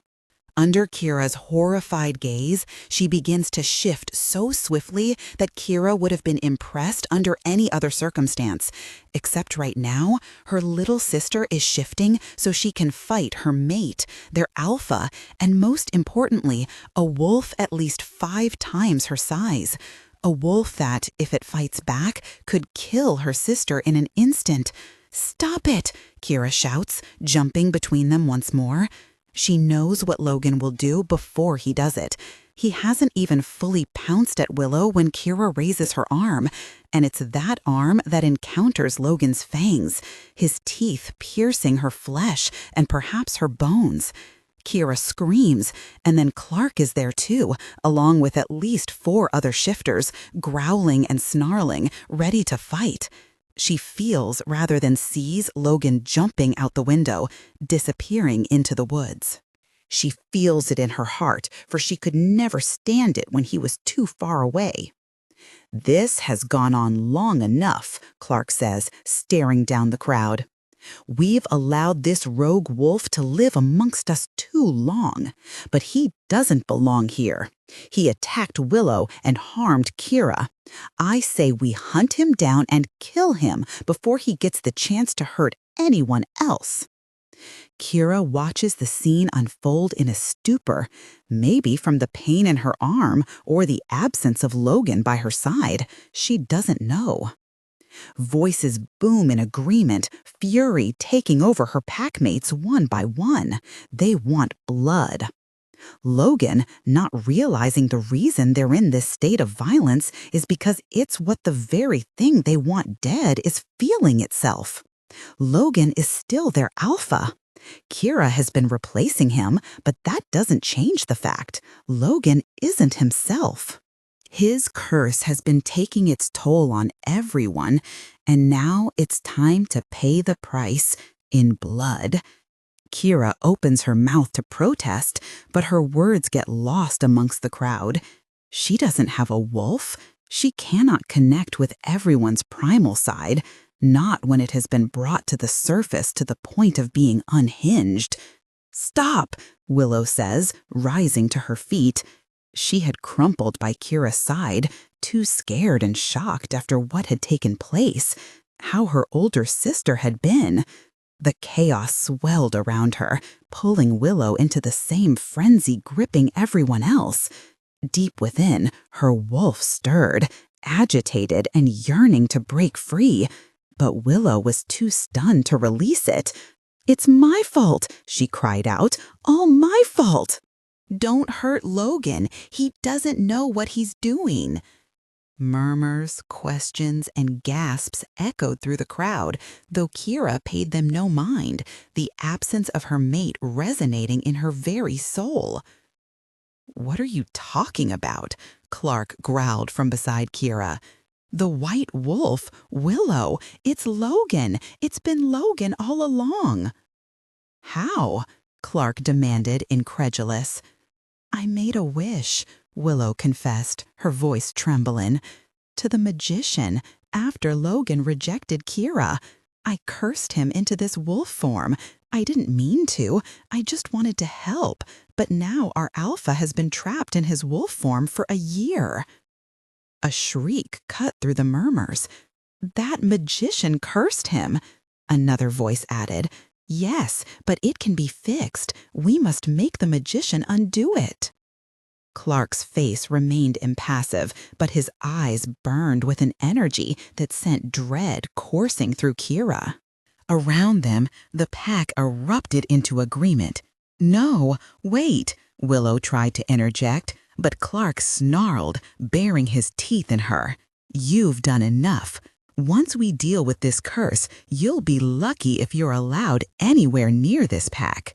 She was just trying to help, Kira said weakly, believing Willow had acted out of misguided concern. Clark's gaze shifted to her, and for a moment she thought reason might prevail. He trusted her, relied on her leadership, but then he snapped. The kid was a pawn. She doesn't know any better. But someone cursed our alpha and doomed this entire pack. Are we going to let this go? A unified growl of defiance rippled through the pack. Please listen to me, Willow pleaded. Forget about the magician. He literally can't break the curse while he's still alive, but he could if he were dead. Her eyes widened as she realized the implication of her words. That's not what she began, but Clark seized her by the arm. To save our alpha from his curse, he shouted. Who's with me? Kira rose to her feet. He can't say no if someone makes a wish, Clark. Blaming him won't help, Clark interrupted, waving over a friend who grabbed Kira's arms. If you're not with us, you're against us, he declared, his voice cold and unfamiliar, his eyes blazing with bloodlust. We'll settle this later. Lock these two up. Change, all of you. We have a magician to take care of. Kira and Willow were shoved into the pack house, guarded by Joy, the only shifter unaffected by the madness consuming the others. As the rest of the pack shifted and surged toward Grimswood where the magician lived, Kira could only watch in horror. Oh God, she whispered, they're going to kill him. They're not thinking clearly, Willow said urgently, grabbing Kira's shoulders. Listen to me. There's another way. I'll tell you how to break the curse, but you can't tell Logan. He has to do it of his own free will. It won't work unless you convince him. What are you talking about? Kira says, frustration lacing her voice. Even if I wanted to tell him anything, he wouldn't listen. You saw him earlier. He wasn't himself. You're the only one who can bring him back, Willow insists, her tone unwavering. I've made it so, Kira mutters under her breath, shaking her head in disbelief. She isn't inclined to listen to her sister, a young child she once trusted to be wiser than this. But Willow, despite her mistakes, has always been there for her, standing steadfastly by her side no matter what. Listen, Kira, Willow pleads, her eyes filled with urgency. Reluctantly, Kira meets her gaze, seeing not just her little sister, but her only family. Fine, Kira says finally, exhaling sharply. Something is wrong. I know it before I even see them. A sense of dread washes over me, pressing down on my shoulders until it feels like I can't breathe. Danger looms. Death, perhaps. I don't know how I know, but I do. Blinking my eyes open, I fight the instinctual urge to hide beneath my covers, a reflex from childhood. But I'm not a child anymore. Forcing myself out of bed, I peek outside my bedroom window. The sight that greets me is more surreal than any nightmare I could have imagined. A horde of wolves moves up our street, their bright golden eyes gleaming through the early morning mist. During this time of year, heavy clouds settle over the city, and amidst them, the wolves seem ghostly, unreal, yet all the more menacing because of it. I understand immediately. They're coming for us. Adrian, I gasp, rushing downstairs. I don't know whether I'm seeking to warn him or to find reassurance, perhaps both. When I reach the bottom, he's standing by the front door of the shop, fully dressed, though his hair is tousled as if he's only just woken. There are shifters nearby. I recognize some of them. I interrupted, but Adrian cuts me off with a glance.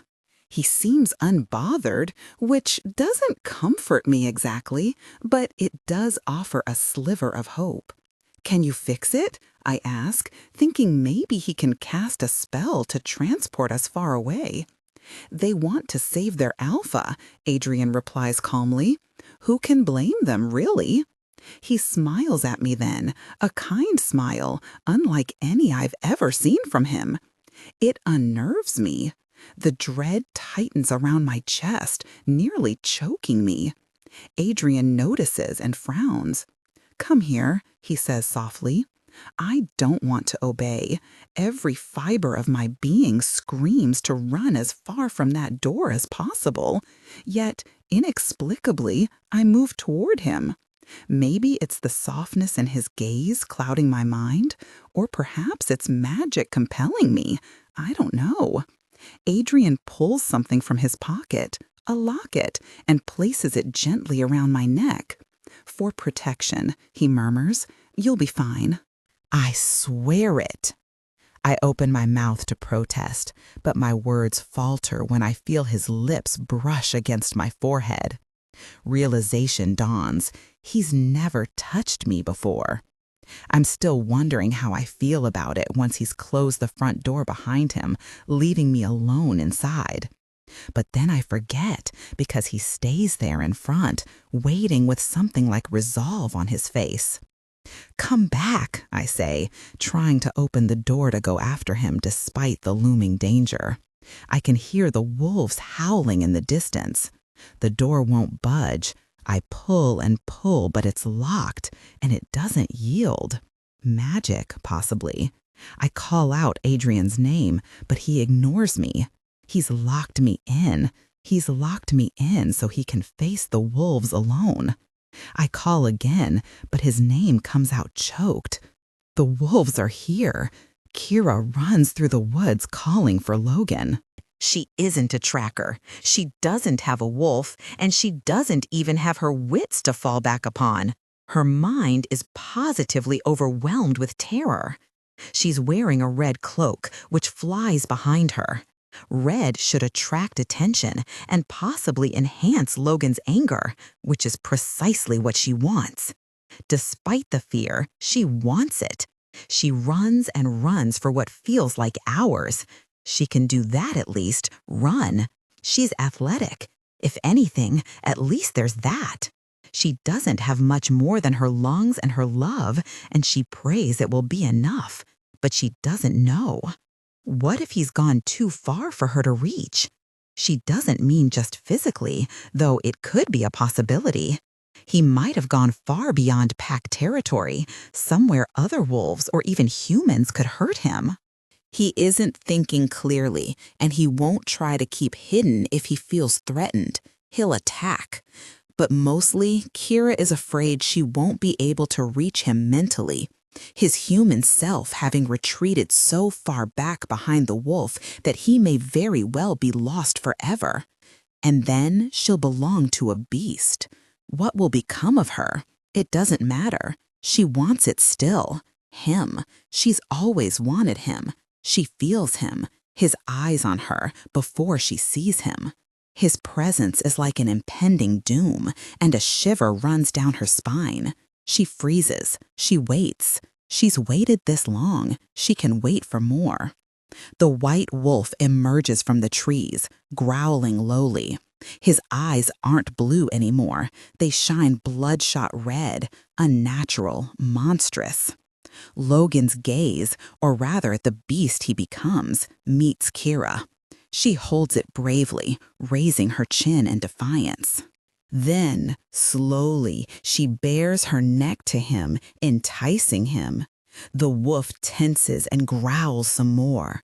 He is like a beast trapped in a cage, the prison of his mind. Kira's heart is in her throat. She doesn't dare to breathe.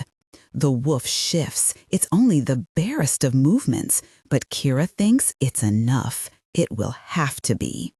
"Come and get me," she says, and then she spins on her heels and breaks into a run. She runs as fast as her feet will allow, not daring to check if Logan has taken chase. She can only pray now. It's all she has left. She thinks she hears the sound of his paws trailing after her, perhaps a growl or a howl, but she can't stop to think. She can only move forward, until eventually he catches her. "I was worried he'd be stubborn about it," Willow had said. "So I made sure. If, after some time, the curse hadn't broken, and his wolf would take over to do it instead, a sort of insurance policy, her sister's insurance policy."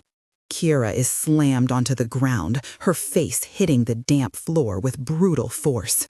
Pain explodes in her skull as the impact sends her rolling onto her back.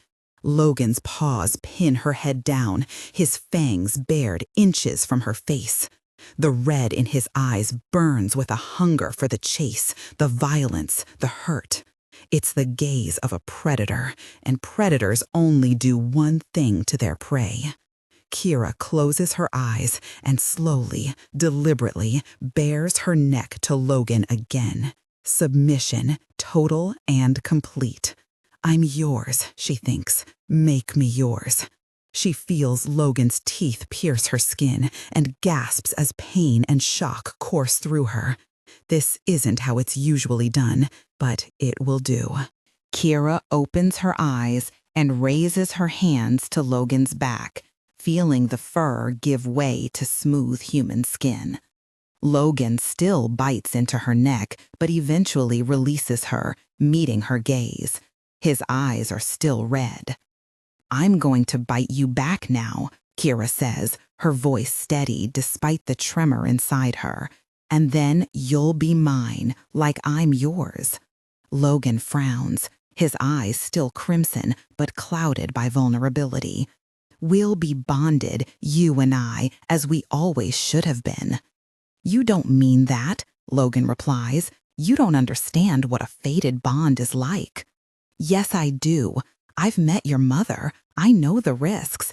But I'll have you anyway, if only you'll have me back." Logan closes his eyes, looking pained. "You say this because you're young, and I'm your alpha. When you were a child, I saved you.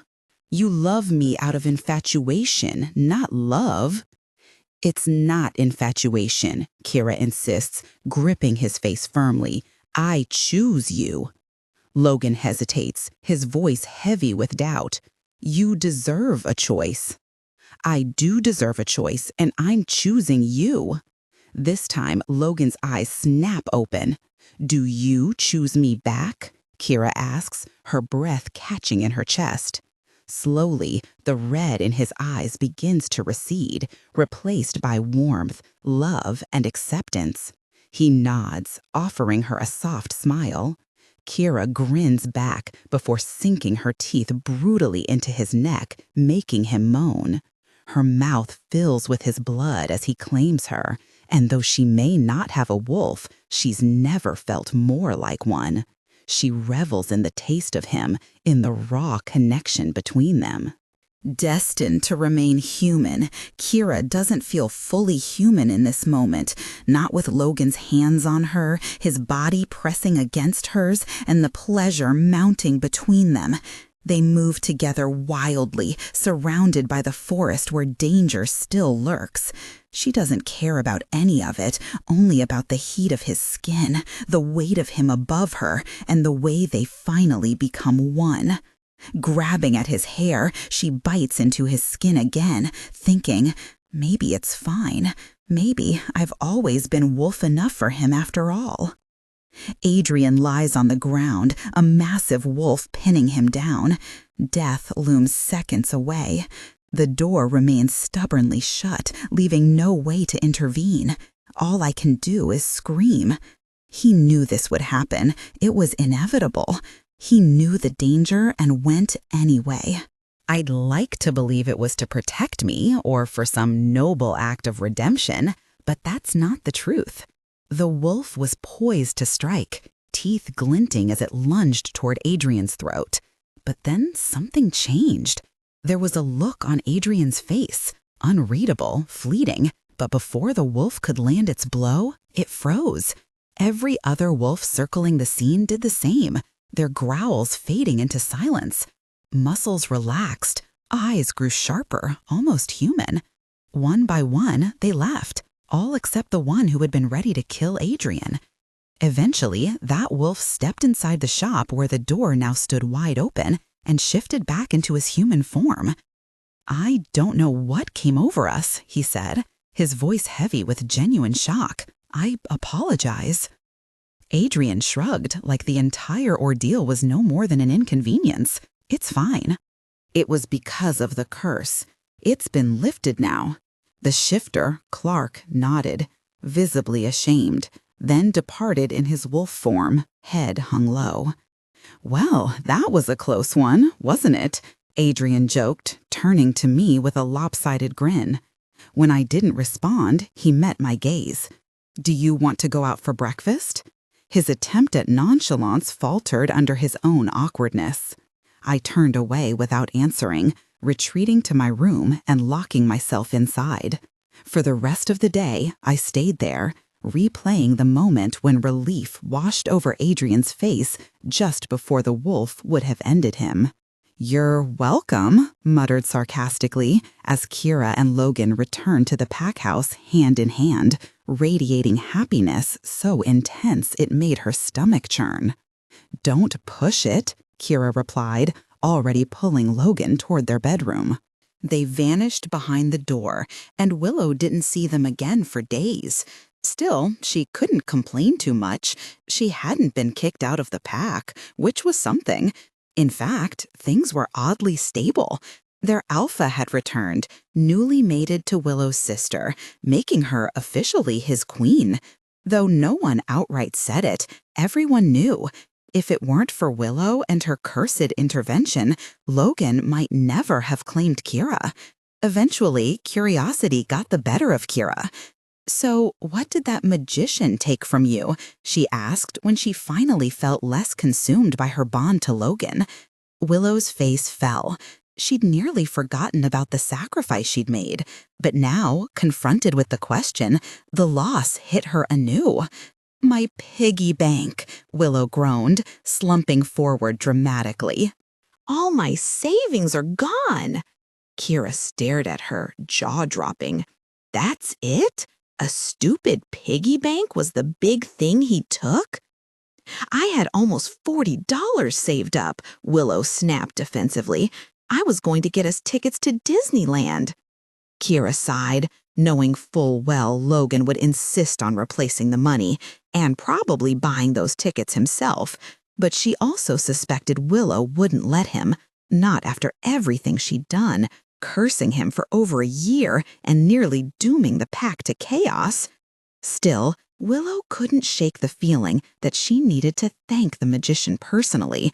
Something told her a piggy bank wasn't exactly standard payment for granting such a wish. It symbolized far more than coins. It represented her dream of having something normal, something untainted, even if only for a little while. Family experience, with you somewhere she felt happy and safe. The magician Adrian tells Kira when she comes to visit him, it may seem silly, but it held a huge value to her. It wasn't what she loved most. I snapped from the back of the shop, and it made him sick for a month. "Oh, I'm so sorry," Kira snaps, her mouth shutting abruptly when I send her an icy glare. "Thank you," she says instead, simply. "Is there anything I can do?" Well, Adrian, if you could make sure no one from your pack ever comes back around here, I'd be most grateful. The last time they were here, they really upset Iris, and I hate seeing her upset. Kira turns to me, probably with the intention to apologize, but Adrian stops her by raising his hand. Don't talk to her, he warns, face growing cold. Leave now. Kira does, though not without sending me a curious glance tinged with apology. Not one of them will hurt you or your friend, she whispers to me as she passes by. I'll see to it. I give her a curt nod.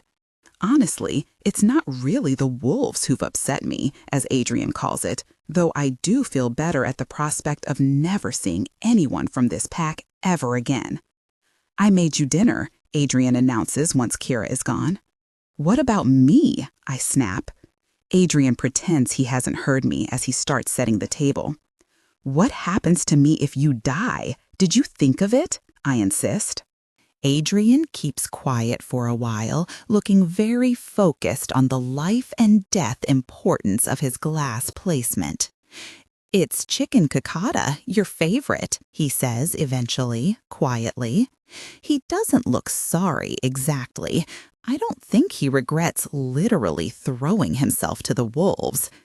It isn't my favorite, I reply before swiftly exiting the shop. It's a lie, though. Chicken piccata was what my father always made me for my birthday.